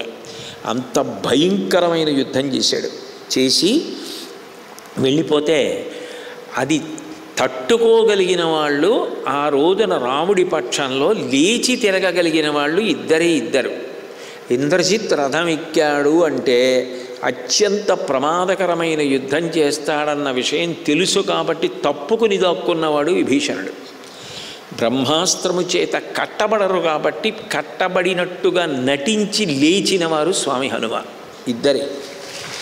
ఇంద్రజిత్ వెళ్ళిపోయాడు అంతఃపురానికి. కాగడా చేత్తో పట్టుకుని చీకటి పడిపోయింది. సాయంకాలం వేళ కొట్టాడు. కాబట్టి ఇక మనం ఇప్పుడు అసలు మన వాళ్ళల్లో ఎవరైనా బతికున్న వాళ్ళు ఉన్నారా పెద్ద వీరులు ఒక్కసారి పరిశీలిద్దామని ఒక్కొక్కళ్ళ దగ్గరికి వెళ్ళి చూశారు. సుగ్రీవం అంగదం నీలం శరభం గంధమాధనం గవాక్షంచ సుషీణంచ వేగదర్శినమాహుకం మైందం నలం జ్యోతిముఖం ద్వివిధం పనసం తథా ఏతాంశ్చాన్యాన్ తతౌ వీరౌ దదృశాతే హతాన్ రణే. ఇక చనిపోయిన వాళ్ళు ఎలా ఉంటారో అలా ఉన్నాళ్ళు కొన ఊపిరితో. వీళ్ళందరూ ఎవరు? శత్రుపక్షం నుంచి వచ్చినటువంటి మహావీరుల్ని సంహరించిన వాళ్ళు. అటువంటి వాళ్ళందరూ ఇంచుమించుగా ఆఖరి ఊపిరితో ఉన్నారు. సాగరౌఘ నిభం భీమం దృష్ట్వా బాణార్జితం బలం మార్గతే జాంబవంతం స హనుమాన్ స విభీషణ. ఈ యుద్ధం చేసినప్పుడు ఇంచుమించుగా సాగరము ఎంత భయంకరమైనటువంటి రీతిలో ఉంటుందో అటువంటి భయంకరమైనటువంటి యుద్ధాన్ని చేసి ఇంతమంది వానరుల్ని పడగొట్టేసినటువంటి ఘనత ఇంద్రజిత్తుకి దక్కింది. వెతుకుతూ వెడుతుండగా బ్రహ్మదేవుని యొక్క అంశలో వచ్చినటువంటి వాడు, వానరులలో పెద్దవాడు జాంబవంతుడు కనపడ్డాడు. ఆ జాంబవంతుడి దగ్గరికి వెళ్ళారు. ఆయనకి 15 తీవ్రమైన బాణములు తగిలాయి. అసలే వృద్ధుడు. అంత తీవ్రమైన బాణములు తగిలిన కారణం చేత ఆయన లేవడం కానీ కళ్ళు విప్పి చూసే శక్తి కూడా లేదు. అంత దారుణంగా కొట్టాడు. విభీషణుడు వెళ్ళి ఆయనని తాత కుశలమా అని అడిగాడు. అడిగితే జాంబవంతుడు అతి కష్టం మీద నాకు 15 బాణములు తగిలాయి, నేను కళ్ళు విప్పి చూడలేకపోతున్నాను, శరీరము శోషించిపోయింది, కంఠస్వరాన్ని బట్టి మాత్రం నిన్ను గుర్తించాను, నువ్వు విభీషణుడు అనుకుంటున్నాను, నేను ఒక్క ప్రశ్న అడుగుతాను చెప్పు అన్నాడు. అంజనా సుప్రజాయేన మాతరిశ్వాచనైర్రుత హనుమాన్ వానరశ్రేష్ఠ ప్రాణాం ధారయతే క్వచిత్. అంజనాదేవి యొక్క తపస్సు ఫలం, పుణ్యాల పంట వానరోత్తముడు హనుమ జీవించి ఉన్నారా అని అడిగాడు. అడిగితే వెంటనే విభీషణుడు అన్నాడు హనుమతోటి, జాంబవంతుడితోటి, శ్రుత్వా జాంబవతో వాక్యం ఉవాచేదం విభీషణ ఆర్యపుత్రావతిక్రమ్య కస్మాత్ పృచ్ఛసి మారుతిం నైవ రాజని సుగ్రీవే నాంగదే నాపి రాఘవే ఆర్య సందర్శిత స్నేహో యథా వాయుసుతే పరః. నువ్వు రాజైనటువంటి సుగ్రీవుడు క్షేమమా అని అడగాలి, యువరాజు అంగదుడు క్షేమమా అని అడగాలి, రాముడు క్షేమమా అని అడగాలి, లక్ష్మణుడు క్షేమమా అని అడగాలి. హనుమక్షేమమా అని అడుగుతున్నావేమి అని అడిగాడు. అంటే ఆయన ఉద్దేశ్యం ఏమిటంటే, బహుశः ఈయన ఇన్ని దెబ్బలు తిన్నాడు కదా, స్వస్థత తప్పిపోయి ఉన్నాడు, అందుకని ఏదో అడుగుతున్నాడు అనుకున్నాడో ఏమో, అందుకని అటువంటి ప్రశ్న వేశాడు. వేస్తే జాంబవంతుడు జవాబు చెప్తూ, విభీషణ వచశ్రుత్వా జాంబవాన్ వాక్యమబ్రవీత్ శృణు నైరుత శార్దూల యస్మాత్ పృచ్ఛామి మారుతం. నేను స్వస్థతతోటి తెలిసే హనుమ కుశలముగా ఉన్నారా అని నిన్ను అడిగాను. ఎందుకట్లా అడిగాను అని అడిగావు కదూ, దానికి జవాబు చెప్తాను విను. తస్మిన్ జీవతి వీరేతు హతమప్య హతం బలం హనుమద్యుజిత ప్రాణే జీవంతోపి వయం హతాః. మన బలగం మొత్తం మరణించని హనుమ ఒక్కరు బ్రతికుంటే అందరూ బతుకుతారు. మన బలగం అంతా కూడా బ్రతికుండని హనుమ ఒక్కరు మరణిస్తే అందరూ మరణిస్తారు. అందుకే అంతమంది చనిపోయినా పర్వాలేదు, కానీ ఒక్క ఈయన బ్రతికున్నాడా అని నేను అడిగాను. అని అడిగితే సప్తషష్టిర్హతాః కోట్యో వానరాణాం తరస్వినాం ఆత్మః పంచమశేషేణ వల్లభేన స్వయంభువః. బ్రహ్మాస్త్ర ప్రయోగం చేసి 67 కోట్ల మంది వానరుల్ని ఇవాళ ఇంద్రజిత్తు పడగొట్టేశాడు. 67 కోట్ల మంది ప్రాణాపాయ స్థితిలో పడిపోయి ఉన్నారు. కొంతమంది ఎముకలు విరిగిపోయాయి, కొంతమందికి ప్రాణాలు పోయాయి, కొంతమందికి రక్తం అంతా కారిపోయి వాళ్ళు నీరసించిపోయారు, కొంతమందికి ఒంటి నిండా బాణపు ములుకులే. ఒకడే ఇంత గొప్ప యుద్ధం చేశాడు. కాబట్టి తాత, నువ్వు హనుమ ఒక్కరు బ్రతికుంటే మనమందరం బ్రతికినట్టే అంటున్నావు. అంటే వెంటనే జాంబవంతుడు హనుమతో మాట్లాడుతూ, ధరతే మారుతిస్తాత మారుత ప్రతిమోయది వైశ్వానర సమో వీర్యే జీవితాశ తతో భవేత్. నాయన, నువ్వు వాయుదేవుని అంతటి బలశాలివి. అగ్నిదేవుడు ఎంత తేజస్సుతో ఉంటాడో అంతటి తేజస్సు కలిగిన వాడివి. మా అందరి ప్రాణములు ఇప్పుడు నీ మీదే ఆధారపడి ఉన్నాయి. కాబట్టి నువ్వేం చెయ్యాలి అంటే నేను చెప్పినటువంటి పనిని చెయ్యవలసి ఉంటుంది అన్నారు. ఇది నువ్వు తప్ప హనుమ వేరొకరు చెయ్యగలిగినది కాదు. నువ్వు చేయడం వలననే ఇప్పుడు మళ్ళీ వానరులు, రాముడు, లక్ష్మణుడు ఇంతమంది బ్రతకాలి. ఇంకొకడైతే తన గురించి అంత గొప్ప మాటలు చెప్తే అతిశయంతో అట్లాగే నిలబడతారు. కానీ హనుమ నడవడ ఎలా ఉంటుంది అంటే, తతో వృద్ధం ఉపాగమ్య నియమేనాభ్యవాదయత్ గృహ్య జాంబవత పాదౌ హనుమాన్ మారుతాత్మజ. వంగి జాంబవంతుని యొక్క 2 పాదములు పట్టుకొని ప్రవర చెప్పి హనుమ నమస్కారం చేశారు. చేసి, తాత హనుమ నిన్ను కుశలమడుగుచున్నాడు అన్నారు. అన్న తర్వాత జాంబవంతుడు హనుమతో మాట్లాడుతూ, నువ్వు ఆప్తమిత్రుడివి కాబట్టి ఇప్పుడు నువ్వు సిద్ధంకా. ఈ సముద్రాన్ని దాటి, ఎక్కడుంది లంక, ఎక్కడో 100 యోజనముల సముద్రమును దాటితే దక్షిణ తీరంలో ఉంది. ఈ లంకాపట్టణం నుంచి 100 యోజనములు దాటి భూమార్గాన్నంతటినీ కూడా దాటి వెళ్ళిపోతే ఉత్తర దిక్కున హిమవత్ పర్వతం ఉంది. ఆ హిమవత్ పర్వతానికి, వృషభము అన్న పర్వతానికి మధ్యలో ఓషధీ పర్వతం ఉంది. ఆ ఓషధీ పర్వతం మీద 4 ఓషధులు ఉన్నాయి. మృత సంజీవని, ఎవరి కొరకు తేబడ్డాయో వారికి పనికొస్తాయి. అక్కడ రాక్షసులు చచ్చిపోయినా బ్రతకరు, ఎవరి కొరకు తేబడ్డాయో వాళ్ళు బతుకుతారు. ఇప్పుడు మృత సంజీవని, ఆ ఓషధిని తీసుకొస్తే దానికి గాలి తగలగానే చనిపోయిన వాళ్ళు బతుకుతారు. విశల్యకరణి, బాణపు ములుకులు శరీరంలో ఉండి బాధపడుతున్న వాళ్ళు ఉంటారే, అటువంటి వాళ్ళ యొక్క బాణపు ములుకులు ఊడి కింద పడిపోతాయి. సవర్ణకరణి, రక్తం పోయి వర్ణం తప్పిపోయిన వాళ్ళు ఉంటారే, వాళ్ళందరికీ రక్తం పట్టి మళ్ళీ ఉత్సాహవంతులవుతారు. సంధానకరణి, ఎముకలు విరిగిపోయిన వాళ్ళకి మళ్ళీ ఎముకలు అంటుకుంటాయి. ఆ 4 ఓషధులు ఓషధీ పర్వతంలో ఉన్నాయి. కాబట్టి నువ్వు వెంటనే ఇక్కడి నుంచి బయలుదేరి, ఆలస్యం చేయడానికి కించిత్ కూడా అవకాశం లేదు కాబట్టి వెళ్ళి ఆ ఓషధుల్ని తీసుకురా అన్నారు. అంతే, మెరుపు మెరిసినట్లు బయలుదేరారు త్రికూట పర్వతం నుంచి.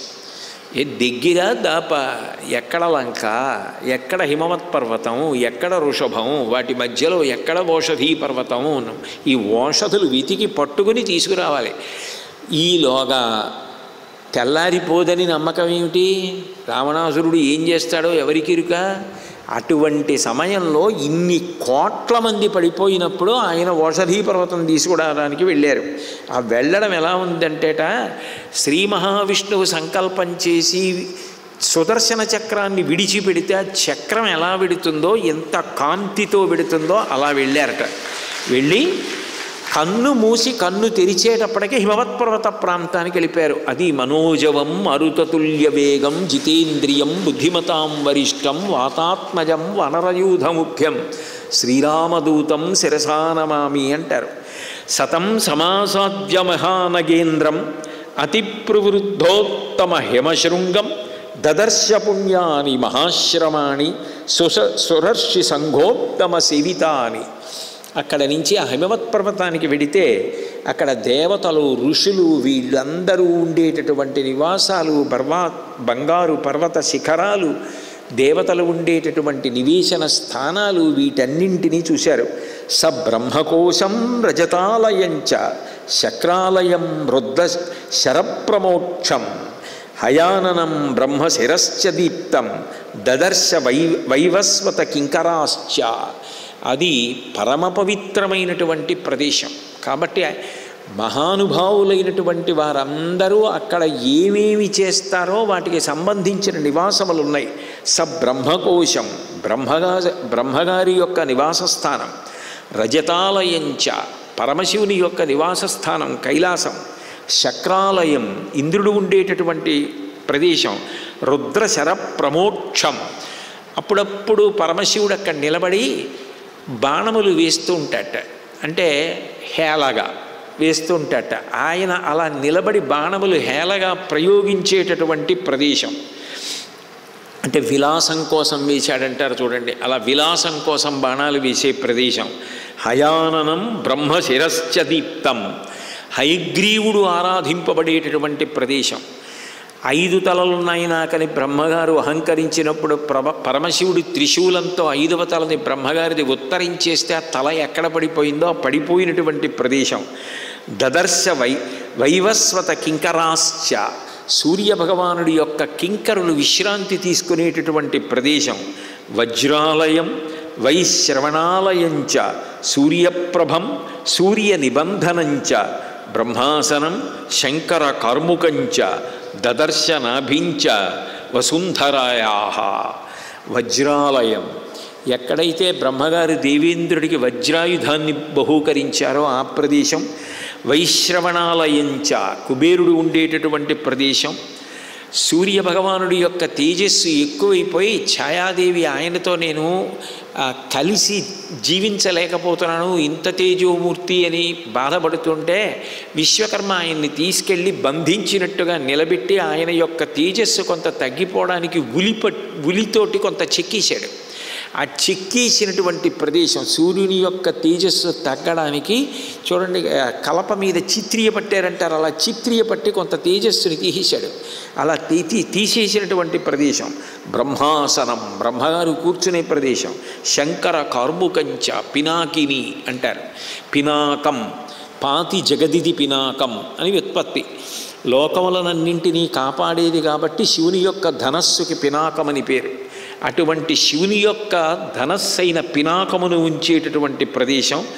దదర్శనాభించ వసుంధరాయా, ఈ భూమి యొక్క నాభి ప్రాంతం కనపడుతూ ఉంటుంది. అటువంటి నాభి ప్రాంతాన్ని కైలాసమగ్ర్యం హిమవచ్చిలాంచ, తదర్షభం కాంచనశైలమగ్ర్యం, సందీప్త సర్వౌషధి సంప్రదీప్తం, దదర్శ సర్వౌషధి పర్వతేంద్రం.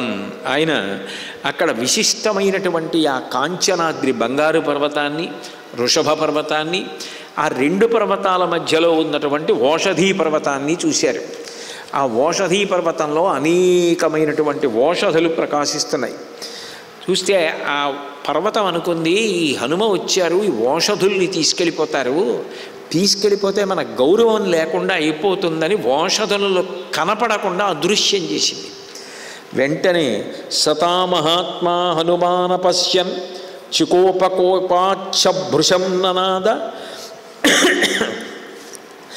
అమృష్యమాణోగ్ని అగ్నివికాశచక్ష మహీధరేంద్రం తమువాచ వాక్యం. ఆయన తీవ్రమైనటువంటి కోపంతో చూసి సమస్త ప్రాణులు హడిలిపోయేటట్టుగా ఒక మహానాదం చేశారట. కిమేతదేవం సువినిశ్చితంతే యద్రాఘవే నాసి కృతానుకంప, పశ్యాద్యమద్బాహుబలాభిభూతో వికీర్ణమాత్మానమథో నగేంద్ర. రామచంద్రమూర్తికి సహాయం చేయడానికి నువ్వు ఇష్టపట్టలేదా? ఓషధుల్ని అదృశ్యం చేస్తావా అంటే, నేను ఓషధుల్ని వెతుక్కుని వాటిని పట్టుకుని తీసుకెళ్ళడంలో రామకార్యంలో విలంబనం జరగరానిది జరిగితే నువ్వు ఇవ్వవా ఓషధుల్ని? అంటే ఇలాగే అదృశ్యం చేసి దాచుకుందాం అనుకుంటున్నావా? అంత చేతకాని వాడిలా కనపడుతున్నాను అనుకుంటున్నావా? నువ్వు లోపలికి అదృశ్యం చేస్తే నేను పట్టుకోలేను అనుకుంటున్నావా అని సతస్య శృంగం సనగం సనాగం సకాంచనం ధాతు సహస్రజుష్టం, వికీర్ణకూటజ్వలితాగ్రసానం ప్రగృహ్య వేగాన్ సహసోన్మమాధ. ఆయన ఆ పర్వతం మీద పెద్ద పెద్ద ఏనుగులు తిరుగుతున్నాయి. బంగారం లాంటి ధాతువులతో మెరుస్తోంది ఆ పర్వతం. పెద్ద పెద్ద వృక్షాలతో ఉంది. నువ్వు ఓషధుల్ని అంతర్హితం చేస్తే నేను ఆ ఓషధులు తీసుకెళ్ళలేనంత చేతకాని వాడిలా కనపడుతున్నానా అని ఆ పర్వతాన్ని పెళ్ళగించేశారు. పెళ్ళగించేసి చేతిలో పట్టుకొని ఆ బంగారు ధాతువులతోటి, ఏనుగులతోటి, శిఖరంతో, జంతువులతోటి, వృక్షాలతోటి ఉన్న శిఖరాన్ని చేత్తో పట్టుకొని ఆకాశ మార్గంలో వచ్చేస్తుంటే దేవతలు, సిద్ధులు, ఋషులు, గంధర్వులు, విద్యాధరులు అందరూ ఆకాశంలో నిలబడి ఏమి పౌరుషం, ఏమి బలం, ఏమి ప్రతాపం, ఏమి అద్భుతం, ఓషధీ పర్వతం ఓషధాలు దాచిందని ఓషధులు పట్టుకుని వెళ్ళిపోతున్నాడు మహానుభావుడు. ఆయన్ని మనసులో అట్లా ధ్యానం చేస్తే చాలట సంజీవనీ పర్వతం పట్టుకుని పెడుతున్న హనుమని. ఆయన ఎలా ఉన్నారంటే సతేన శైలే భభృశంరరాజ శైలోపమో గంధవహాత్మజస్తు సహస్రధారేణ సపావకేన చక్రేణ ఖే విష్ణురివార్ప్యతేన. 1000 అంచులు కలిగినటువంటి ఆ సుదర్శన చక్రం అగ్ని జ్వాలలను చిమ్ముతుండగా శ్రీ మహావిష్ణువు పట్టుకుని వెళ్ళిపోతుంటే ఎలా ఉంటుందో ఆ దర్శనం. సంజీవనీ పర్వతాన్ని పట్టుకుని వెళ్ళిపోతున్న హనుమని చూసినప్పుడు అటువంటి దర్శనం అంట. అంత గొప్ప దర్శనాన్ని పొంది అందరూ ఆశ్చర్యపోయేటట్టుగా, అందరూ చనిపోయారని ఇంద్రజిత్తు రావణాసురుడు సంతోషించే లోపల పర్వతాన్ని యుద్ధభూమిలో దింపేశారు. దింపగానే దాని నుంచి వచ్చే గాలి తగిలి రామలక్ష్మణులు ఇద్దరూ లేచి నిలబడ్డారు. 67 కోట్ల వానరములు చనిపోయినవన్నీ ద్విగుణీకృతమైన శక్తితో లేచి నిలబడ్డాయి. లేచి నిలబడి పరమానందంతో మళ్ళీ యుద్ధానికి కేకలు వేస్తుంటే అంతఃపురంలో ఉన్నటువంటి రావణాసురుడు ఆశ్చర్యపోయాట. అందరూ నిద్రపోయిన వాళ్ళు లేస్తే ఎట్లా ఉంటుందో అలా లేచిపోయారు వానరులు. పెద్దలైనటువంటి వాళ్ళందరూ వచ్చి హనుమని కౌగిలించుకున్నారు. ఆయన గొప్పతనం ఎక్కడుందంటే యుద్ధం అయ్యే వరకు దీన్ని ఇక్కడ ఉంచుకుందామన్న భావన కాదు. ఎక్కడి నుంచి తీసుకొచ్చారో అక్కడికి వెంటనే తీసుకెళ్ళి మళ్ళీ ఆ పర్వతాన్ని అలాగే పెట్టేశారు.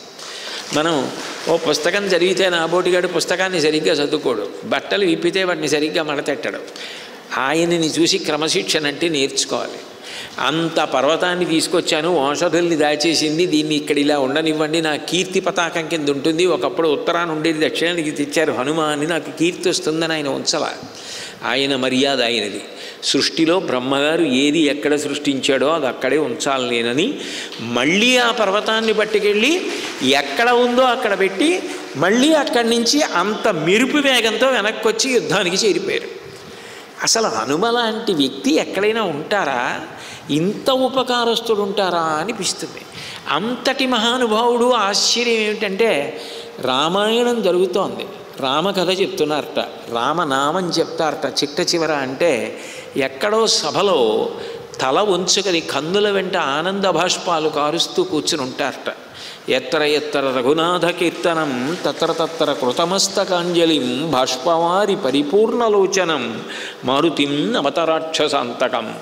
ఎప్పుడైతే హనుమ సంజీవనీ పర్వతాన్ని తీసుకొచ్చారో వానరులందరూ స్వస్థత పొందారో వాళ్ళకి ఎక్కడ లేని ఆగ్రహం పెళ్ళు బిగిపోయింది. ఈ ఇంద్రజిత్ రావణాసురుడి పనుపున వచ్చి మనందరినీ ఇంత బాధ పెట్టాడు, బ్రహ్మాస్త్ర ప్రయోగం చేశాడు, 67 కోట్ల మందిని పడగొట్టాడు, రామలక్ష్మణుల్ని పడగొట్టాడు, యుద్ధం అయిపోయిందన్నంత భయోత్పాతాన్ని కల్పించాడు.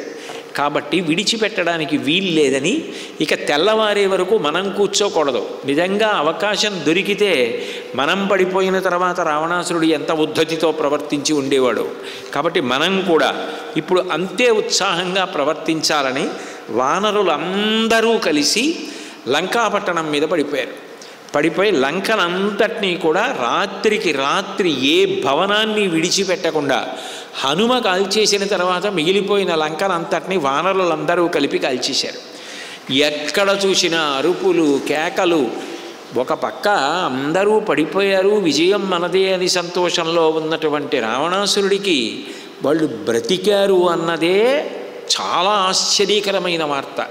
బ్రతకడం కాదు, ఇంతమంది వచ్చి లంక మీద పడిపోయి లంకనంతటినీ నాశనం చేసేశారు.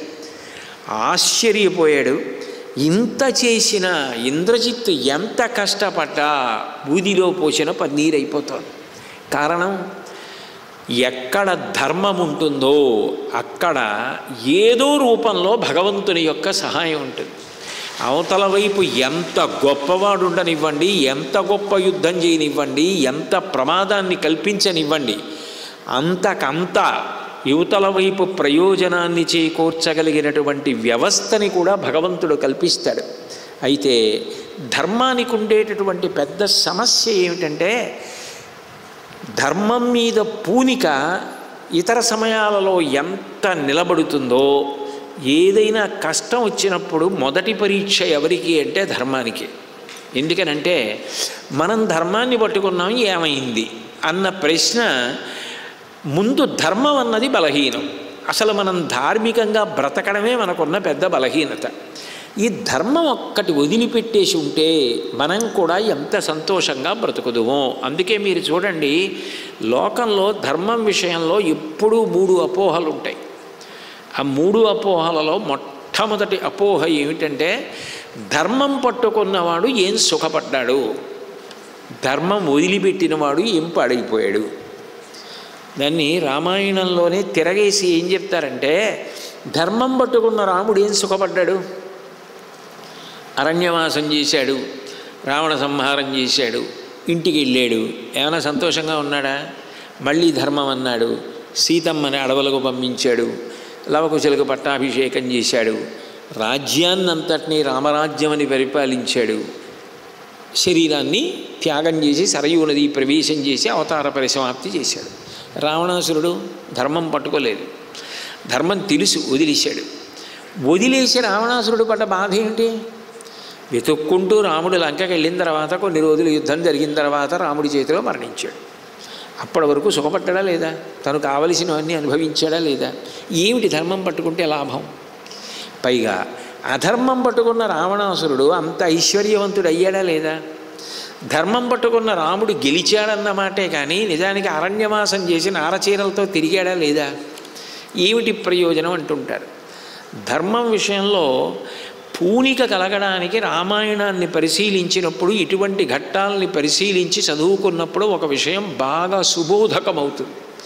ఏది అంటే, అధర్మం అనేటటువంటిది తాత్కాలిక మెరుపు, శాశ్వతమైన అపకీర్తి. ఎందుకనంటే పైకి రావణాసురుడు చాలా భోగాలు అనుభవించినట్లు కనపడతాడు. ఎప్పుడు కంటి నిండా నిద్రపోయాడు? ఎట్లా కడుపు నిండా అన్నం తిన్నాడు? ఎంతమంది శత్రువులు, ఒంటి నిండా దెబ్బలే. ఐరావత విషాణాగ్రైరాపీడన కృతైవ్రణౌ విష్ణుచక్ర పరీక్షితౌ అని చెప్పి మహర్షి సుందరకాండలో చెప్తారు కదా. సుదర్శన చక్రం యొక్క దెబ్బలు, ఐరావతం దంతముల పెట్టి కుమ్మినటువంటి దెబ్బలు, ఎప్పుడు యుద్ధాలే. ఎప్పుడు ఎవరు దండెత్తొస్తారో తెలియదు. ఎవరూ రావడానికి వీలు లేకుండా 100 యోజనముల అవతల కట్టుకున్నాడు. దానికి నౌకా మార్గం కూడా ఉండకుండా జాగ్రత్త పడ్డాడు, వార్తలు రాకుండా జాగ్రత్త పడ్డాడు. అంటే ఇవన్నీ భయమేనా? భయంతో బ్రతికిన బ్రతుకు ప్రతి క్షణం మరణం. ఆంగ్ల భాషలో సామెత ఉంటుంది, a coward dies many a times, a brave man dies only once. పిరికివాడు చచ్చిపోతూనే ఉంటాడు ప్రతి క్షణం, ధైర్యశాలి ఒక్కసారి చచ్చిపోతాడు.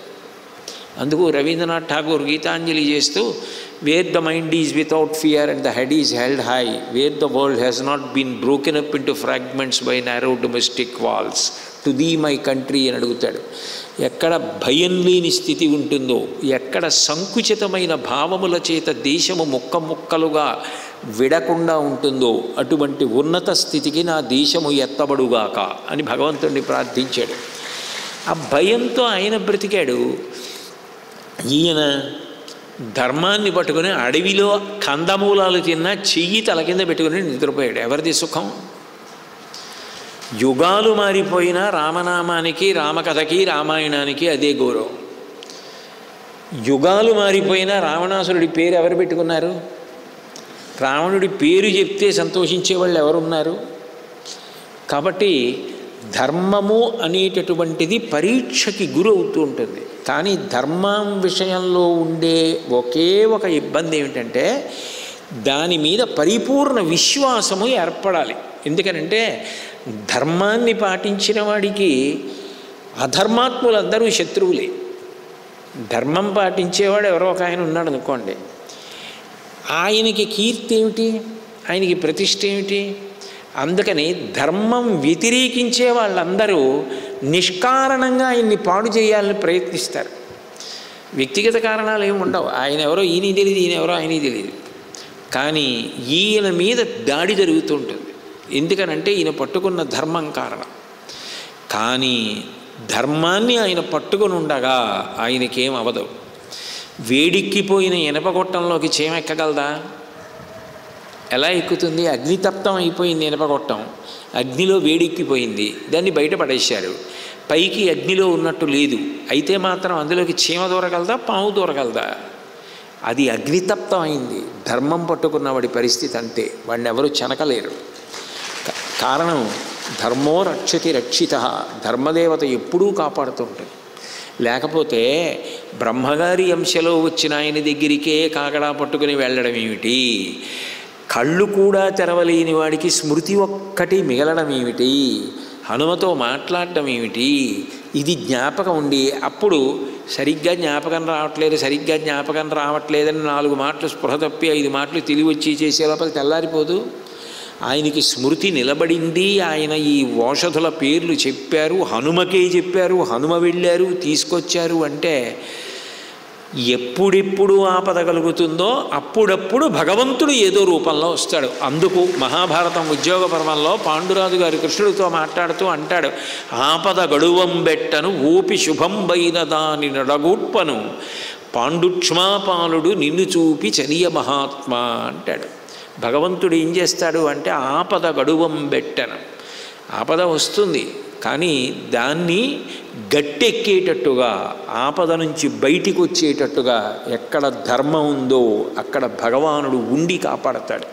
అందుకు కదూ మహాభారతంలో కురుక్షేత్ర యుద్ధం అయిపోయాక నదీ తీరానికి తీసుకెళ్ళి అర్జునుడిని అక్షయ బాణతూణీరాలు, ధనస్సు, బాణాలు, ఇంకా ఏమైనా ఆయుధాలు ఉంటే అన్నీ తీసుకొని కిందకి దిగి దూరంగా వెళ్ళన్నాడు. గౌరవం కృష్ణుడి మీద దిగిపోయి దూరంగా వెళ్ళి నించున్నాడు. పతాకం మించి హనుమని వెళ్ళిపోమన్నారు. కృష్ణుడు ఒక్క దూకేశాడు రథంలోంచి, అంతే భగ్గున కాలిపోయింది రథం. ఆశ్చర్యపోయాడు అర్జునుడు, ఇదేమి బావా ఇలా కాలిపోయిందని అడిగాడు. ఇప్పుడేమిటి? భీష్మ, ద్రోణ, కర్ణాది మహావీరులు ప్రయోగించిన అస్త్రముల చేత ఈ రథం ఎప్పుడో కాలిపోయింది. నువ్వు ఉన్నావని, యుద్ధం పూర్తవ్వాలని, నీ పేరుకు తగ్గ విజయుడివి నువ్వు కావాలని అది కాలకుండా ఆపాను. ఇప్పుడు ఇంకా నీకు విజయం లభించింది, అస్త్రములకు గౌరవం ఇవ్వాలి నేను, కాబట్టి అది కాలిపోవడానికి అనుమతించాను, కాలిపోయింది అన్నాడు. ఎక్కడ ధర్మం ఉంటుందో అక్కడ ఈశ్వర కృప. అందుకే గాంధారికి దుర్యోధనుడు నమస్కారం చేస్తే భారతంలో యుద్ధానికి వెళ్ళేటప్పుడు వెళ్ళు అంది, రమ్మల్లా. అదేమీ రమ్మంటలేదు, తల్లివి కదా అన్నారు. ఎక్కడ ధర్మం ఉంటుందో అక్కడ కృష్ణుడు ఉంటాడు, ఎక్కడ కృష్ణుడు ఉన్నాడో అక్కడ విజయం ఉంటుంది. కొడకా నిన్ను వెళ్ళమనడం తప్ప రమ్మని ఎట్లా అనరా కృష్ణుడు అటుంటే అని. ధర్మము లేనప్పుడు ఎట్లా తిరిగి వస్తావు? చాలామంది గాంధారి అంటే ఆవిడేదో ప్రతినాయకురాలు, ఆమె అంతా కూడా చాలా భయంకరంగా ప్రవర్తిస్తుందనుకుంటారు. మహాభారతంలో గాంధారి గురించి చదివితే ఎంత ఉత్తమమైన ఆలోచన కలిగినదో, ఎంత గొప్పదో, ఎంత త్యాగం చేసిందో, ఎంత మంచి మంచి ఆలోచనలతో ఉంటుందో, ఆవిడ ఎంత నిర్భయంగా ప్రవర్తిస్తుందో, ధర్మం కోసం ఆవిడ ఎంత ప్రవర్తించిందో. పుత్రవాత్సల్యం సహజం. ఇవి మనకి కొట్టొచ్చినట్టు కనపడతాయి. కాబట్టి ధర్మము కాపాడుతుంది. రామాయణం ఏదో కథ కింద వినడం కోసం కాదు, ధర్మం మీద పూనిక పొందడం కోసం రామాయణ ప్రవచనం, రామాయణ శ్రవణం. అంటే ఇంత కష్టం గట్టెక్కి 67 కోట్ల మంది బతకడం అంటే ఎట్లా సాధ్యమైంది అంటే అది కేవలము ధర్మానుష్ఠాన బలం. ఆ తర్వాత లంకాదహనం వానరులందరూ చేసేసిన తరువాత మళ్ళీ రావణాసురుడు కొంతమంది వీరుల్ని పంపించాడు. అప్పుడే కదా మరి బ్రహ్మాస్త్ర ప్రయోగం చేసి పాపం సంతోషంగా ఇంద్రజిత్ వెళ్ళాడు. మళ్ళీ ఒరే వచ్చేయంటే బాగుంటుందా? అందుకని మళ్ళీ కొంతమంది వీరుల్ని పంపించాడు. అందులో కంపన ప్రజంఘులు అనబడేటటువంటి వారిని అంగదుడు సంహరించాడు. శోణితాక్షుడు అన్న ఆయన్ని మైందుడు సంహరించాడు. అట్లాగే యూపాక్షుణ్ణి మైందుడు సంహరించాడు. శోణితాక్షుణ్ణి ద్వివిధుడు సంహరించాడు. కుంభుణ్ణి సుగ్రీవుడు, నికుంభుణ్ణి హనుమ సంహరించారు. కరుణి యొక్క పుత్రుడు మకరాక్షుడు, ఆయనని పంపించాడు యుద్ధానికి. ఆ మకరాక్షుడికి రుద్రదత్తమైనటువంటి శూలం ఉంది ఆయుధంగా. అది ఆయన అహంకారం, నా దగ్గర ఆ శూలం ఉందని. ఆ శూలాన్ని ప్రయోగిస్తే వెంటనే ఆ 4 భాగాల కింద దాన్ని విడగొట్టి ముక్కలైపోయేటట్టు చేశారు రామచంద్రమూర్తి. తర్వాత ఆగ్నేయాస్త్రాన్ని ప్రయోగించి ఆ కరపుత్రుడైనటువంటి మకరాక్షుణ్ణి సంహరించారు. రావణుడికి వేరు దిక్కు లేదు కాబట్టి మళ్ళీ ఇంద్రజిత్తుని పిలిచాడు. ఇంద్రజిత్తుని రావణాసురుడు పిలిచాడు అనేటప్పటికీ సహజంగా కథాభాగంలో మనకి గుండె గుబేలు పట్టింది. మళ్ళీ వచ్చాడరా, మళ్ళీ ఏం ఉపద్రవం సృష్టిస్తాడో, ఇది సామాన్య యుద్ధం చేయడు, మాయాయుద్ధం చేస్తాడు అని చెప్పి ఇప్పుడు మళ్ళీ వచ్చాడు. వచ్చి ఏమి నాన్నగారు అని అడిగాడు. ఒరే, నువ్వు బ్రహ్మాస్త్ర ప్రయోగం చేశావు, 67 కోట్ల మందిని పడగొట్టావు, కానీ ఆ హనుమ వెళ్ళి ఔషధీ పర్వతమే తీసుకొచ్చేసారు, మళ్ళీ అందరూ బతికారు. కాబట్టి ఎట్లాగైనా నువ్వు మళ్ళీ యుద్ధంలో విజయం సంభవం అయ్యేటట్టుగా చూడాలి. మళ్ళీ బీరములు వెలికాడు. తప్పకుండా నాన్నగారు మీరు బెంగ పెట్టుకోక్కర్లేదు, నేను యుద్ధానికి వెడుతున్నాను అన్నాడు. అని ఆయన పొగ చీకటి అంటే పొగ మంచు ఎలా ఉంటుందో అట్లా పొగ చూడండి. మీరు పొగ పెట్టారనుకోండి, అది దూరని ప్రదేశం ఉండదు, అన్ని చోట్లకి కమ్ముకుంటుంది. కొంతమంది అమాయకంగా ఏం చేస్తారంటే ధూపం వెలిగించి ఇలా అంటారు. ఎందుకు? నువ్వు ఇలా అనకపోతే వెళ్ళదేమిటది? ఓసారి ముక్కుకి దూరంగా పెట్టి తీసేస్తే చాలు. మర్యాద ఏమిటి? నిన్నే కూర్చోబెడితే పూజకి, నిన్ను కూర్చోబెట్టి ఎవరో పూజ చేశారు, నీకు అలాగే ఇలా తోస్తే ఏ కళ్ళకో తగులుతుందని వెనక్కి వెళ్ళాలి. నువ్వు ఏం చేయాలి? మర్యాద అంటే పూజలో ధూపమాఘ్రాపయామి, స్వామి సువాసన చూడండి, ఓసారి ఇలా చూపించి వెనక్కి తీసేస్తే చాలు. ఆ తర్వాత గదిలో ధూపం వెళ్ళదా ఏమి? ఈశ్వరుడు పీల్చడా? దీపం దర్శయామి అంటే ఏమిటి పూజలో?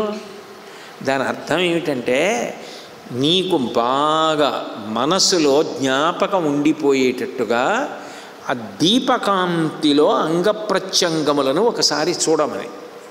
కాబట్టి దాని అర్థం ఏమిటి? కొంచెం దూరంగా దీపం పెట్టి ఒక్కసారి కింద నుంచి పైకి, పైనుంచి కిందకి మెల్లగా దింపి పరమభక్తితో ఈశ్వర స్వరూపాన్ని దర్శనం చేయమని. అందుకని దీపాన్ని కళ్ళ దగ్గరెట్టి ఇలా అండాలు అమాయకత్వం. నేను విమర్శించట్లేదు, అంటే దాని తాత్పర్యం తెలిస్తే వేరుగా ఉంటుంది, తాత్పర్యం తెలియనప్పుడు ఉపచారం ఒకలా ఉంటుంది. కాబట్టి అట్లా ఇంతకీ నేను ఈ మాటలు ఎందుకు చెప్పవలసి వచ్చింది అంటే, మళ్ళీ ఆయన ఇంద్రజిత్తుని పిలిచి యుద్ధానికి వెళ్ళమన్నాడు. మళ్ళీ ఇంద్రజిత్తుని పిలిచి యుద్ధానికి వెళ్ళమంటే ఆయనకున్న గొప్పతనం ఏమిటంటే పొగ ఎట్లా ఉంటుందో అట్లా చీకట్లను సృష్టిస్తాడు. నేను ఇంతకీ ఆ ధూపం దగ్గర మొదలెట్టి, ఆ ధూపం అంటే నాకు ఈశ్వరుడు ధూపం గుర్తొచ్చి అదేదో ధూపం దీపం మళ్ళీ పూజలోకి పోయాను. ఆ భగవంతుడికి ధూపం వేసినప్పుడు ధూపం వెళ్ళదేమిటి? అంతటా వెడుతుంది. నిజంగా చెప్పాలంటే భగవంతుడు ఉన్నాడు అన్న గుర్తు పూజలో బాగా ఎక్కడ తెలుస్తుందంటే, పూజలో విశ్వాసము అంటే ధూపం దగ్గర బాగా తెలుస్తుంది. ఎందుకంటే ఆయన పీలుస్తున్నారు అంటే ఆయన మందంగా పీల్చి సంతోషిస్తున్నారు. దీనికి ఒక విషయం చెప్తారు, అంటే మధ్యలో నేను కొంచెం పక్కకి వెళ్తున్నాను కానీ, వెనకటికి ఓ పిల్లవాడికి పరీక్షలో తగినన్ని మార్కులు రాకపోతే ఎవరో పెద్ద ఆయన్ని అడిగితే వినాయకుడికి పూజ చేయవా అన్నారు. ఆయన ఏదో వినాయకుడికి పిల్లాడు ఏం చేస్తాడు, ఓ దీపం పెట్టి ధూపం వేసి కొబ్బరికాయ కొట్టి అది చేశాడు. ఏమీ రాలా, ఆయన పూర్ణత్వం అయిందే 0. అదే వినాయకుడికి పూజ చేశాను కానీ అబ్బాయి లాభం లేదండి, ఇంకేమైనా చెప్పండి అన్నాడు. పార్వతీదేవికి చేయవా అన్నారు. పార్వతీదేవి ప్రతిమ పెట్టి ఆవిడికి చేశాడు, ఏం లాభం లేదు, మళ్ళీ 0. ఎవరికి చేయమంట? విష్ణుమూర్తికి చేయండి అన్నారు. విష్ణుమూర్తికి చేస్తున్నాడు పూజ, ధూపం వేశాడు. ధూపం అక్కడ ఉంటుందా? అదేం ఉండదు కదా, అది వెళ్ళిపోతుంది. అది అలా వెళ్ళిపోయి ఈయన తనకి మార్కులు ఇవ్వలేదని వినాయకుడిని పార్వతీదేవిని తీసేసాడు కదా, వాళ్ళిద్దరిని దూరంగా పెట్టాడు. ఈ పొగటి వెళ్ళింది. ఈయనడు చూశాడు, అన్న ఒక్క మార్క్ ఇవ్వలేదు కానీ నేను వేసిన ధూపం పీల్చేస్తున్నారా మీరని 2 రుమాళ్ళు పట్టుకొచ్చి వెళ్ళి ఆ మూర్తుల ముక్కు కట్టేస్తున్నాడు పీల్చకుండా. వాళ్ళిద్దరూ ప్రత్యక్షం అయ్యారు. ఆశ్చర్యపడి, ఇదేమిటి మీకు నేను పూజ చేస్తే ప్రత్యక్షం లేదు, ముక్కు గుడ్డ కడితే ప్రత్యక్షం అయ్యారని. నువ్వు ధూపం వేసినప్పుడు మేము ఉన్నామన్న భావంతో వేసావేంటి? ఏదో బొమ్మని వేసావు. ఇప్పుడు మేము పీల్చేస్తున్నామన్న భావన పొంది ముక్కు గుడ్డగట్టావు. ఉన్నామని నమ్మితే ఉన్నట్టే కనపడ్డాం. ఏం కావాలన్నారు? సరే ఆయన ఏదో అయ్యాడు అనుకోండి, తర్వాత గొప్పవాడే అయ్యాడు అనుకోండి. ఇంతకీ నేను ధూపం అంటే ఇన్ని విషయాలు గుర్తొచ్చి ఇంకక్కడికో ఆపేద్దాం దాన్ని. కాబట్టి ఇంతకీ ఇంద్రజిత్ యొక్క గొప్పతనం ఏమిటంటే, చీకట్లు పొగమంచు అల్లుకున్నట్టు అల్లుకునేటట్టు చెయ్యగలిగినటువంటి మాయా విద్య, అది శివుడి వరం ఆయనకి. కాబట్టి సహి ధూమాంధకారంచ చక్రే ప్రచ్ఛాదయన్నభ దిశశ్చ అంతర్దధే శ్రీమాన్ నిహార తమసావృధా. దిక్కులన్నింటినీ కూడా పొగమంచు ఎలా ఉంటుందో అటువంటి కటిక చీకటి కప్పాడు. మళ్ళీ మొదలు భయంకర యుద్ధం. మళ్ళీ కనపడ్డాడు, మళ్ళీ యుద్ధానికి వచ్చాడు. పోనీ ఏమైనా వినపడుతుందా అంటే ఓ రథచక్రాల చప్పుడు కానీ, ఓ గుర్రాల సకిలింపు కానీ, ఓ ధనుష్టంకారం కానీ, బాణాన్ని వింటినారికి సంధించడం కానీ, విడిచిపెట్టడం కానీ, ఏదో శబ్దం వినపడితే అటువైపుకి బాణప్రయోగం చేస్తారు. ఏది వినపడదు. ఎందుకని? హోమం చేశాడు. నేను అస్తమానం ఆ హోమం గురించి చెప్పడం ఎందుకు? అది ఏమైనా చండీ హోమమా, రుద్రహోమమా, లేకపోతే నారాయణ హోమమా? కాబట్టి ఆ హోమం చేసి మళ్ళీ బయలుదేరాడు. కాబట్టి ఆయన దుర్నిరీక్షుడు, ఎవరికి కనపడడం. కాబట్టి నైవజ్జాతుల నిర్ఘోషో నచనేమి ఖురస్వన శుశ్రువే చరతస్తస్య నచ రూపం ప్రకాశతే. ఆయన ధనుష్టంకారం చేసినప్పుడు టంకారధ్వని కానీ, రథము యొక్క చక్రముల ధ్వని కానీ, గుర్రం వెడుతున్నప్పుడు దాని డెక్కల చప్పుడు కానీ, అది సకిలించినప్పుడు సకిలించినటువంటి ధ్వని కానీ ఏది వినపడదు. అది ఆయన మాయ. ఆయన రూపము కనపడదు, కానీ ఆయన అక్కడే ఉంటాడు, ఎదురుగుండానే ఉంటాడు. ఆయన ఒక్కొక్కసారి ఎవరైనా ఇద్దరు మాట్లాడుకుంటున్నారనుకోండి, కిటికీలు అవి పట్టుకుని వింటున్నట్టు కొంతమంది, ఆయన అక్కడే నిలబడి వింటుంటాడు. రామలక్ష్మణులు ఏమైనా మాట్లాడుకుంటుంటే మరీ అనుమానం, ఏం మాట్లాడుకుంటున్నారో, నన్ను ఎలా చంపుదామని ఆలోచన చేస్తారేమో అని అక్కడే ఉంటాడు, కానీ వాళ్ళకి కనపడ్డాం. కాబట్టి అట్లా ఆయన ఆ చీకటిలో నిలబడి యుద్ధం చేస్తున్నాడు. మళ్ళీ బ్రహ్మాస్త్ర ప్రయోగం చేసి చంపేస్తాడేమోనన్నంత అనుమానం వచ్చింది. వెంటనే లక్ష్మణస్వామి అన్నారు, అన్నయ్య వీడి యుద్ధం చాలా దారుణంగా ఉంది, మాయతో కూడుకున్నటువంటి యుద్ధం చేస్తున్నాడు, కాబట్టి నేను బ్రహ్మాస్త్ర ప్రయోగం చేస్తాను, వాడు ఎక్కడ ఉన్నా మరణిస్తాడు, కాబట్టి బ్రహ్మాస్త్ర ప్రయోగానికి నాకు అనుమతి ఇమ్మన్నాడు. అంటే రామచంద్రమూర్తి అన్నారు, తమువాచ తతో రామో లక్ష్మణం శుభలక్షణం నైకస్య హేతో రక్షాంసి పృథివ్యాం హంతుమర్హసి. తమ్ముడా లక్ష్మణ, ఇంద్రజిత్తుతో కలిపి రాక్షసులందరూ చనిపోవాలని బ్రహ్మాస్త్ర ప్రయోగం చేస్తానంటున్నావు. ఆయన 67 కోట్ల మంది వానరుల్ని కొట్టాడని. కానీ ఆలోచించు, ధర్మం ఏమిటి? ఎవరు తప్పు చేశాడో వాడిని కొట్టాలి. ఎవరు తప్పు చేశాడో వాడు నీకు ఎదురుగుండా ఉన్నాడా కొట్టడానికి? లేడు. లేనప్పుడు ఎట్లా కొడతావు? పైగా అంతర్హితుడైతే మాత్రం మనం అస్త్రప్రయోగం చేయలేమా అన్నయ్య? మన దగ్గర అస్త్రబలం లేదా? మనం ప్రయోగించి కొట్టలేమా అంటావేమో. అయుధ్యమానం ప్రచ్ఛన్నం ప్రాంజలిం శరణాగతం పలాయమానం మత్తం వా నహంతుం తమిహార్హసి. తమ్ముడా, యుద్ధానికి ఒక నీతి ఉంది, ఒక నియమం ఉంది, ఒక ధర్మం ఉంది. అయుధ్యమానం, యుద్ధం చెయ్యకుండా నిలబడి ఉన్నవాడిని. ప్రచ్ఛన్నం, కనపడకుండా యుద్ధం చేస్తున్నవాడిని. ప్రాంజలిం, నమస్కారం పెట్టి నిలబడినవాడిని. శరణాగతం, శరణాగతి చేసిన వాడిని. పలాయమానం, పారిపోతున్నవాడిని. మత్తం వా, మదించిన వాడిని. నహంతుం తమిహార్హసి, అటువంటి వాడిని చంపకూడదు. వాడికి కనపడకుండా ప్రచ్ఛన్న యుద్ధం చేస్తున్నాడు, ఎదురుగుండా నిలబడి యుద్ధం చేస్తే చంపాలి. ఎట్లా అస్త్రప్రయోగం చేస్తావు? కాబట్టి ఓర్పు పట్టవలసిందే. అతను ఎదురు పడినప్పుడు చంపాలి అని అంచనా కొద్దీ బాణములను కొన్నింటిని ప్రయోగిస్తున్నారు. ఈలోగా ఇంద్రజిత్ ఏం చేశాడంటే అకస్మాత్తుగా మేఘములలోంచి బయటకు వచ్చేసాడు. వచ్చేసి మాయాసీతని సృష్టించాడు. అంటే సీతమ్మ ఎట్లా ఉంటుందో యథాతథంగా అటువంటి సీతని సృష్టించాడు. సృష్టించి తన యొక్క రథంలో పెట్టుకొని ఆకాశ మార్గంలో ఈమెని సీతమ్మయే అని గుర్తుపట్టగలిగిన వాళ్ళు ఎవరు? వాళ్ళు చెప్పాలి. తను ఎవరి దగ్గర పడితే వాళ్ళ దగ్గర ఆవిడ్ని హింసిస్తే ఆవిడ సీతమ్మో కాదో అంటారు. అందుకని ఆవిడ సీతమ్మే అని గుర్తుపట్టగలిగిన వాళ్ళ దగ్గర అటువంటి పని చేయాలి. అందుకని హనుమ ఎక్కడున్నారో వెతికారు. వెతికి హనుమ వానరులతో కలిసి యుద్ధం చేస్తున్న ప్రాంతానికి ఆ రథం మీద ఆ మాయా సీతమ్మతో కలిసి వచ్చాడు. వచ్చి సదదర్శ హతానందాం సీతామింద్రజితో రథే ఏకవేణీధరాం దీనాం ఉపవాస కృశాననాం పరిక్లిష్టైక వసనాం అమృజాం రఘవప్రియాం రజోమలాభ్యాం అలిప్తై సర్వగాత్రై వరస్త్రియం. చూడడానికి ఇత పూర్వం సీతమ్మ దర్శనం అయినప్పుడు హనుమ చూసినప్పుడు ఎట్లాంటి సీతమ్మని చూశారో అట్లాగే సదదర్శ హతానందం, ఆనందమన్న మాట జీవితంలో లేని దానిలా శోకంతో సీతాం ఇంద్రజితో రథే, ఇంద్రజిత్ యొక్క రథం మీద ఉన్నటువంటి ఆ సీతమ్మ ఏకవేణీధరాం, ఒంటి జడ వేసుకొని దీనాం పరమదీనురాలై ఉపవాస కృశాననాం, ఉపవాసముల చేత కృషించినదై పరిక్లిష్టైక వసనాం, నలిగినటువంటి ఒకే వస్త్రాన్ని కట్టుకుని అమృజాం, శరీరమునకు ఏ విధమైనటువంటి సంస్కారం లేకుండా రాఘవప్రియాం, రామచంద్రమూర్తి యొక్క ప్రియురాలైన సీతమ్మ రజోమలాభ్యాం అలిప్తై, ఒంటి నిండా మురికి పట్టి ఆ ధూళి కొట్టుకుపోయి సర్వగాత్రై వరస్త్రియం, అంగప్రత్యంగ సౌష్ఠవం అంటారు కదా, అంత గొప్పదైనటువంటి అంగప్రత్యంగ సౌష్ఠవం కలిగినటువంటి రాఘవుని ఇల్లాలైనటువంటి సీతమ్మని తనతో పాటు రథంలో తీసుకొచ్చాడు. తీసుకొచ్చి తాం స్త్రియం పశ్యతాం తేషాం తడయామాస రాక్షస క్రోశంతీం రామ రామీతి మాయయా యోజితాం రథే మూర్ధ్ని సీతామకర్షయత్.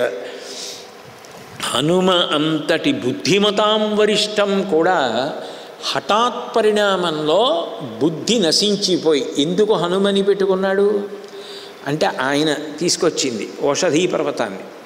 అందుకని ఇటువంటి హనుమకి బుద్ధి తప్పిపోవాలి, ఆయన కూడా సంభ్రమానికి లోనైపోవాలి. అందుకనే ఆయన ఉన్న చోటుకి తీసుకొచ్చి అందరూ చూస్తుండగా, హనుమ చూస్తుండగా మాయా సీతమ్మ యొక్క జుట్టు పట్టుకొని కొట్టడం మొదలుపెట్టాడు. కొడుతుంటే హనుమ చూశారు, ఆమె సీతమ్మయే అనుకున్నారు. ఒకప్పుడు ఆ విద్యుజ్జిహ్వుడు రాముడి యొక్క తలని తయారు చేసి తీసుకొచ్చినట్టే మాయా సీతని సృష్టించాడు ఇంద్రజిత్. అప్పటికీ ఇంకా సీతమ్మే, ఎంత నీచుడు, ఎంత దుర్మార్గుడు, అంత అటువంటి మహాపతివ్రత ఆవిడ జుట్టు పట్టుకుని వంచి కొడతావా అని హనుమ అపారమైన కోపానికి వశపడిపోయారు. ఆమె సీతమ్మయే అనుకున్నారు. కన్నీరు మున్నీరుగా ఏడ్చేశారు. ఆమె కేశపాశం పట్టుకున్నావురా, సర్వనాశనం అయిపోతావు, ఎంత పాపపు పని చేశావు, నీకు జాలి లేదు? రామచంద్రమూర్తి ఇల్లాలు రాజ్యానికి దూరం అయిపోయింది, భర్తకు దూరం అయిపోయింది, అపహరించి తీసుకొచ్చాడు నీ తండ్రి, ఆమెని కొడతావా అని, ఇక నిన్ను వదిలిపెట్టను, నిన్ను చంపి తీరుతానని క్రోధమూర్తి అయ్యారు. అదే కావాలి. ఎక్కడైతే కోపం వస్తుందో, అంత కోపం వస్తుందో అక్కడ బుద్ధి వెంటనే పక్కకి వెళ్ళిపోతుంది. కాబట్టి ధ్యాయతో విషయాన్ పుంసః సంగత్సేషూపజాయతే సంగాత్ సంజాయతే కామః కామాత్ క్రోధోభిజాయతే క్రోధాత్ భవతి సమ్మోహః సమ్మోహాత్ స్మృతివిభ్రమః స్మృతిభ్రంశాత్ బుద్ధినాశో బుద్ధినాశాత్ ప్రణశ్యతి. ఆ కోపం వచ్చేస్తే జ్ఞాపక శక్తి క్షీణించిపోయి చదువుకున్నది కూడా గుర్తురాక బుద్ధి భ్రంశమైపోయి వేరువేరు ఆలోచనలు వచ్చేస్తాయి. హనుమ అంతటి వారు నేను నిన్ను సంహరించేస్తానని కోపోద్రిక్తుడయ్యారు. వెంటనే ఆ ఇంద్రజిత్తు, నువ్వు సుగ్రీవుడు రాముడు లక్ష్మణుడు ఎవరి కోసం ప్రధానంగా దండెత్తి వచ్చారో, ఎవరి కోసం ఇంత యుద్ధం చేశారో, ఎవరి కోసం మమ్మల్ని ఇంత కష్టపెట్టారో, ఎవరి కోసం ఇంతమందిని సంహరించారో ఆ సీతమ్మని మీ కళ్ళ ముందు సంహరిస్తాను అని చెప్పి తవేవ ముక్త్వా రుదతీం సీతాం మాయామయీం చతాం శితధారేణ ఖడ్గేన నిజగాన ఇంద్రజిత్ స్వయం. తన దగ్గర ఉన్నటువంటి దీర్ఘమైనటువంటి ఖడ్గం తీసి ఆమె యొక్క కంఠాన్ని దునివేశాడు. వెంటనే ఆ శరీర రథంలోంచి కింద పడిపోయింది. వెంటనే ఆ పైనుంచి ఇంద్రజిత్ పెద్ద అరుపు అరిచాడు, మీ శ్రమ అంతా నిష్ఫలమైపోయింది, చేసుకోండి యుద్ధం గెలిచి ఏం పట్టుకెడతారు, ఎవరిని పట్టుకెడతారు? అయిందా, సీతమ్మని చంపేశానన్నాడు. అనగానే హనుమ కొంతవరకు యుద్ధం చేశారు, శిలని వేశారు, కానీ ఆయన దొరకడు, ఆయన రథం దొరకదు, మళ్ళీ చీకట్లలోకి వెళ్ళిపోతాడు. అప్పుడు హనుమ ఇంకా చాలా మానసికమైనటువంటి డగ్గుత్తికని పొంది అలసట చేత, అలసట అంటే శారీరకం కాదు, మనసులో బాధ, సీతమ్మ చనిపోయిందని. మనం ఇలా యుద్ధం చేసి ఇక ఏ ప్రయోజనం ఉంది, సీతమ్మ మరణించింది, ముందు ఈ వార్త రాముడికి చెప్పాలి, ఈ వార్త లక్ష్మణుడికి చెప్పాలి, సుగ్రీవుడికి చెప్పాలి.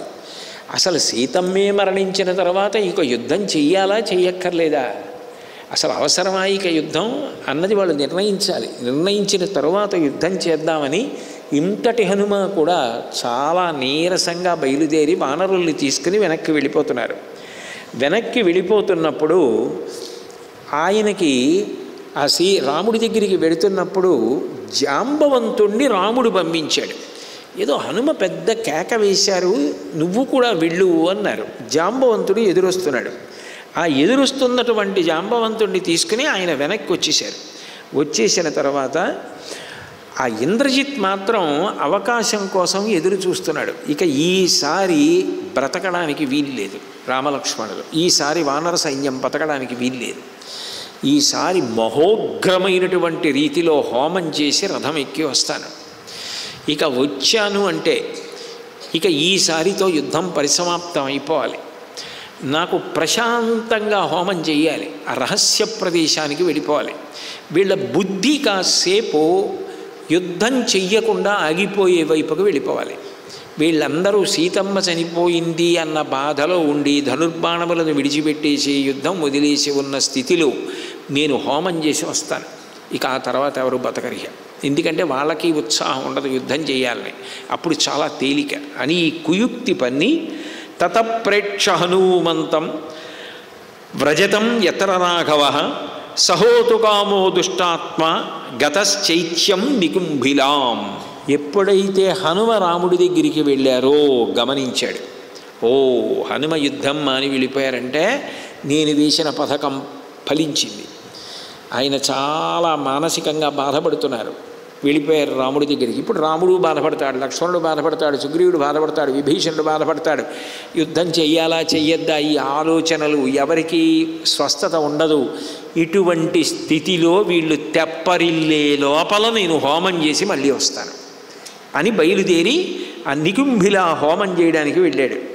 ఈలోగా జాంబవంతుడు ఎదురొస్తే హనుమ వెనక్కి తిరిగి వచ్చారు రాముడి దగ్గరికి. వచ్చి ఇప్పుడే నేను యుద్ధానికి వెళ్ళినప్పుడు చూశాను, ఇంద్రజిత్ రథంలో సీతమ్మని తీసుకొచ్చి సీతమ్మని ఖండించాడు, ఆమె కుత్తుక విడిపోయింది, పడిపోయింది, మరణించిందని చెప్పారు. చెప్పగానే రామచంద్రమూర్తి స్పృహ తప్పి నేల మీద పడిపోయారు. లక్ష్మణస్వామి నిరాశ చెందారు. నిరాశ చెంది ఇంకా విపరీతమైనటువంటి నిరాశలోకి వెళ్ళిపోయింది సైన్యం అనడానికి గుర్తు ఏమిటంటే వాళ్ళు మాట్లాడే మాటలు. లక్ష్మణుడు, అంత గొప్ప లక్ష్మణుడు కూడా ఏమన్నాడంటే శుభే వర్తంతి తిష్టంతం త్వాం ఆర్య విజితేంద్రియం అనర్ధేభ్యో న శక్నోతి త్రాతుం ధర్మో నిరర్ధక. అన్నయ్య, ఇంద్రియ నిగ్రహం అన్నావు, ఇంద్రియములను నిగ్రహించావు, ధర్మం అన్నావు, రాజ్యం వదిలేసుకున్నావు. అర్థము చేతిలో ఉంటే ఎన్ని భోగాలైనా పొందొచ్చు. అటువంటి యవరాజ్యం వదిలేసావు, దేశాన్ని వదిలేసావు, తల్లిదండ్రులను వదిలేసావు, అరణ్యవాసం అన్నావు, తండ్రిని ధర్మమునందు సత్యమునందు నిలబెట్టడం అన్నావు, వచ్చావు. రావణాసురుడు ధర్మాన్ని వదిలేశాడు, అధర్మాన్ని పట్టుకున్నాడు. ఇంద్రియ లౌల్యాన్ని పట్టుకున్నాడు, ఇంద్రియ నిగ్రహాన్ని వదిలేశాడు. ఏమైందన్నయ్య, రావణుడు సీతమ్మని చంపేశాడు. ఇప్పుడు ఇంద్రజిత్ చంపేశాడు. రావణుడి కొడుకేగా, రావణ ప్రమేయం లేకుండా చంపడగా, కాబట్టి చంపేశాడు. నీ ధర్మం నిన్నేం కాపాడిందన్నయ్య? దేనికి పట్టుకున్నట్టు ఈ ధర్మం? ఏం సుఖపడ్డావు జీవితంలో ధర్మం పట్టుకుని? ఇది ప్రశ్న. రామాయణంలో వచ్చిన ప్రశ్నే జీవితంలో వచ్చే అవకాశం ఉంటుంది. కానీ దీనికి జవాబు ఏమిటంటే రాముడు పట్టుకున్న ధర్మం రాముడిని పాడు చేయలేదని వెంటనే నిరూపణం అవుతుంది. అదే పూనిక కలగడానికి కారణం. అందుకు రామాయణం చదువుకోవడం, వినడం. కాబట్టి అన్నయ్య ధర్మం ధర్మం ధర్మం అంటావు కదా, నేను తెలియక అడుగుతాను అంటే ఆ ఆక్రోశం, ఆ బాధ వదిన సరిపోయిందని. భూతానాం స్థావరాణాంచ జంగమానాంచ దర్శనం యథాస్తి న తథా ధర్మం తేన నాస్తీతి మే మతి. అన్నయ్య నేను ఒక్క మాట అడుగుతాను. స్థావర జంగమములు అంటాం. స్థావర జంగమములు అంటే స్థావరములు అంటే కదలకుండా ఉన్నవి. ఇప్పుడు ఈ చెట్లు ఉన్నాయి, పాదపములు అంటారు. భూమిలోకి వేళ్ళు ఉంటాయి కానీ అవి బ్రతికుంటాయి. వాటికి బ్రతికుండకపోతే అవి ఎలా పెరుగుతున్నాయి? అవి వింటూ ఉంటాయి, సంతోషిస్తూ ఉంటాయి, బాధకి లోనవుతాయి. జగదీష్ చంద్రబోస్ ప్రయోగంలో అదే కదా నిరూపించారు. కాబట్టి వాటికి ప్రాణం ఉంది, అన్నం వండుకుంటాయి. కిరణజన్య సంయోగ క్రియ అని సూర్యకిరణాలతో అన్నం వండుకుని ఆకుపచ్చగా పత్రహరితము అని దాచుకుంటాయని చిన్నప్పుడు చదువుకున్నాం కదా విజ్ఞాన శాస్త్రంలో. కాబట్టి వాటికి ప్రాణం ఉంది. కాబట్టి వాటిని స్థావరములు కదలకపోయినా ప్రాణముతో ఉంటాయి. జంగమములు అంటే ప్రాణములతో కదులుతాయి. స్థావర జంగమములు అని అన్నాం అనుకో అన్నయ్య, ఏదైనా కనపడుతుంది ఆ ప్రాణి. ధర్మము నాకు చూపించు. అసలు జీవితం అంతా పట్టుకునేది కనపడనే కనపడదు. ఇన్ని స్థావర జంగమాలతో ఉండేటటువంటి మనిషి ఇన్ని ఇంద్రియ భోగాలు వదిలేసి ఇన్ని కష్టాలు తనంత తాను పట్టుకొని ధర్మం పట్టుకోవడమే సంతోషమని ధర్మానుష్ఠానం చేస్తే ఆ ధర్మం ఒక్కసారి కనపడి నీ ఇంత బాగా పట్టుకున్నావయ్యా, నిన్ను నేను పట్టుకుంటానులే అని చెప్పడం ఎక్కడైనా చూసావన్నయ్యా? ఎందుకన్నయ్యా నీ పిచ్చి ధర్మం ధర్మం ధర్మం అని పట్టుకున్నావు? ఏమైందో చూసావా? అంటే ఇవి యథార్థములని మీరు అనుకోకూడదు. నిరాశ కలిగినప్పుడు ధర్మాన్ని పట్టుకున్న వాళ్ళకు వచ్చేటటువంటి ప్రశ్నలు అలా ఉంటాయి.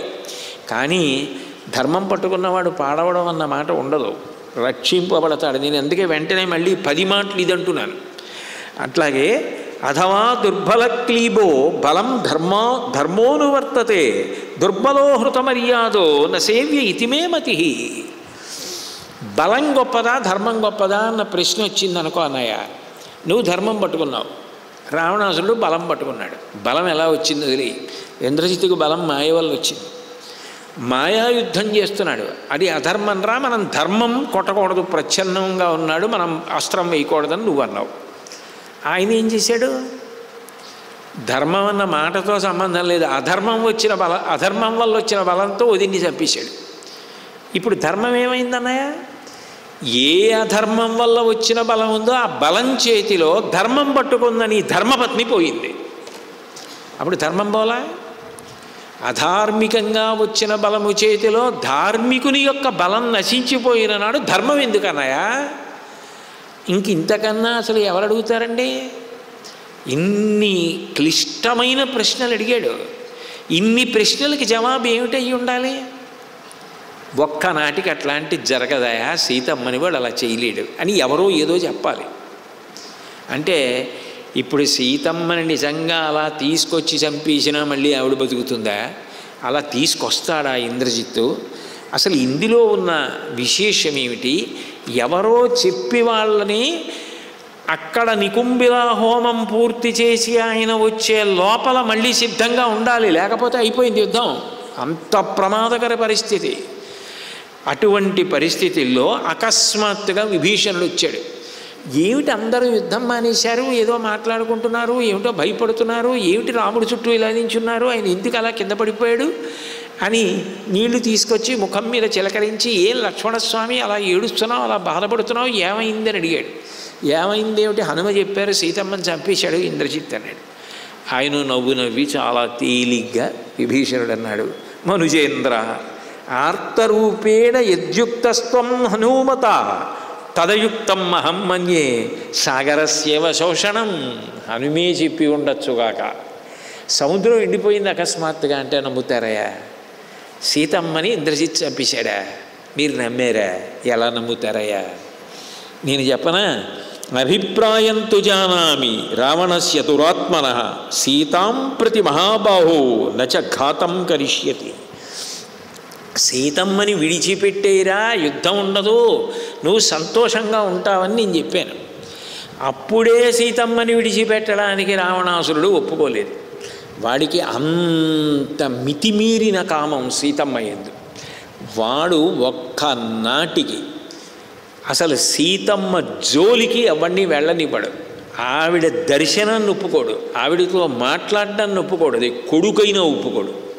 అట్లాంటిది సామము, దానము, భేదము, దండోపాయము 4 అన్వయం కావు.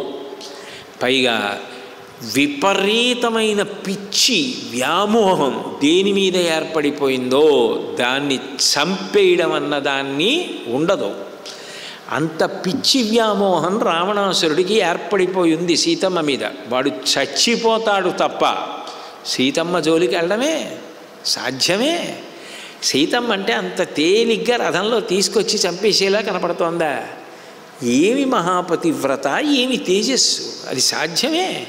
ఎలా నమ్మారు ఈ మాటలు మీరు? ఇదే కావాలి ఇంద్రజిత్తుకి. మీరు ఇలా మాయలో పడడమే కావాలి.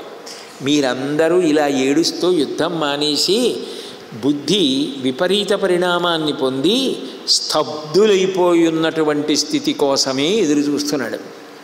ఇప్పుడు ఇక్కడెక్కడా లేడు యుద్ధంలో. చూడండి, నికింబల హోమానికి వెళ్ళాడు. ఇప్పుడు చేసి బయలుదేరుతాడు. అప్పుడు మొదలెడతాడు. ఇక అప్పుడు సీతమ్మ బ్రతికుందని తెలిసి మళ్ళీ ధనస్సులు పట్టుకున్నా, గదలు పట్టుకున్నా, పర్వత శిఖరాలు పట్టుకున్నా, చెట్లెట్టుకున్నా ఉపయోగం ఏమి ఉండదు. కాబట్టి వేళ మించిపోకుండా వాడు మళ్ళీ పుంజుకుని నికుంభిలా హోమం చేసి రథమెక్కి వచ్చే లోపల మనం వాడి దగ్గరికి వెళ్ళిపోవాలి. వెళ్ళిపోయి వాడు అసలు హోమం పూర్తి చేయకుండా రథమే ఎక్కకుండా వాడిని పడగొట్టకపోతే ఈ యుద్ధం గట్టెక్కదు. రేపు రాత్రికి వచ్చేస్తాడు, ఇవాళ రాత్రి హోమం చేసి. కాబట్టి తొందరపడి బయలుదేరండి, ఇలా కూర్చోవడం కాదు. లక్ష్మణస్వామిని నాకు తోడి అక్కడికి బయలుదేరతానన్నాడు విభీషణుడు. పరమ సంతోషంగా ఆశీర్వచనం చేసి రామచంద్రమూర్తి పంపించారు. విభీషణుడు లక్ష్మణస్వామి అక్కడికి వెళ్ళారు. రేపు రాత్రి చూద్దాం 6 గంటలకి కలుసుకున్నప్పుడు ఏమవుతుందో. ఇప్పుడు రామనామం కాసేపు చెప్పి తర్వాత మంగళం.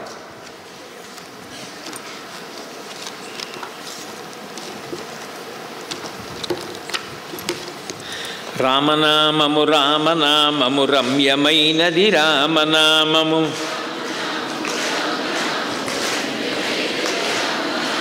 చిత్తశాంతిని కలుగ చేసెడి చిత్స్వరూపము రామనామము.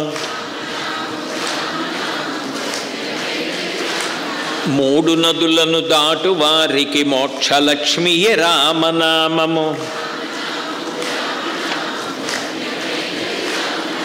చూపు మానసమొక్కటై మరి చూడవలె శ్రీరామనామము. బ్రహ్మపుత్ర కరాబ్జ వీణా పక్షమైనది రామనామము.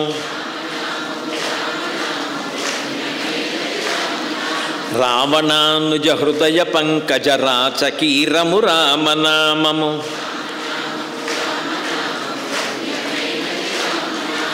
దాసులను రక్షించగల ధర్మనామము రామనామము.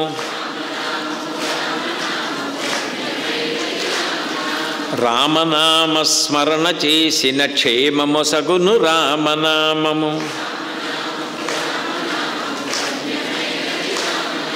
పెద్దలను ప్రేమించు వారికి ప్రేమనిచ్చును రామనామము.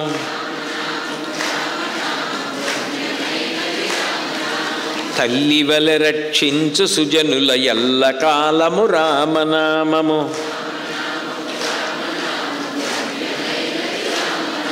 కోరికొలచిన వారికెల్లను కొంగు బంగరు రామనామము.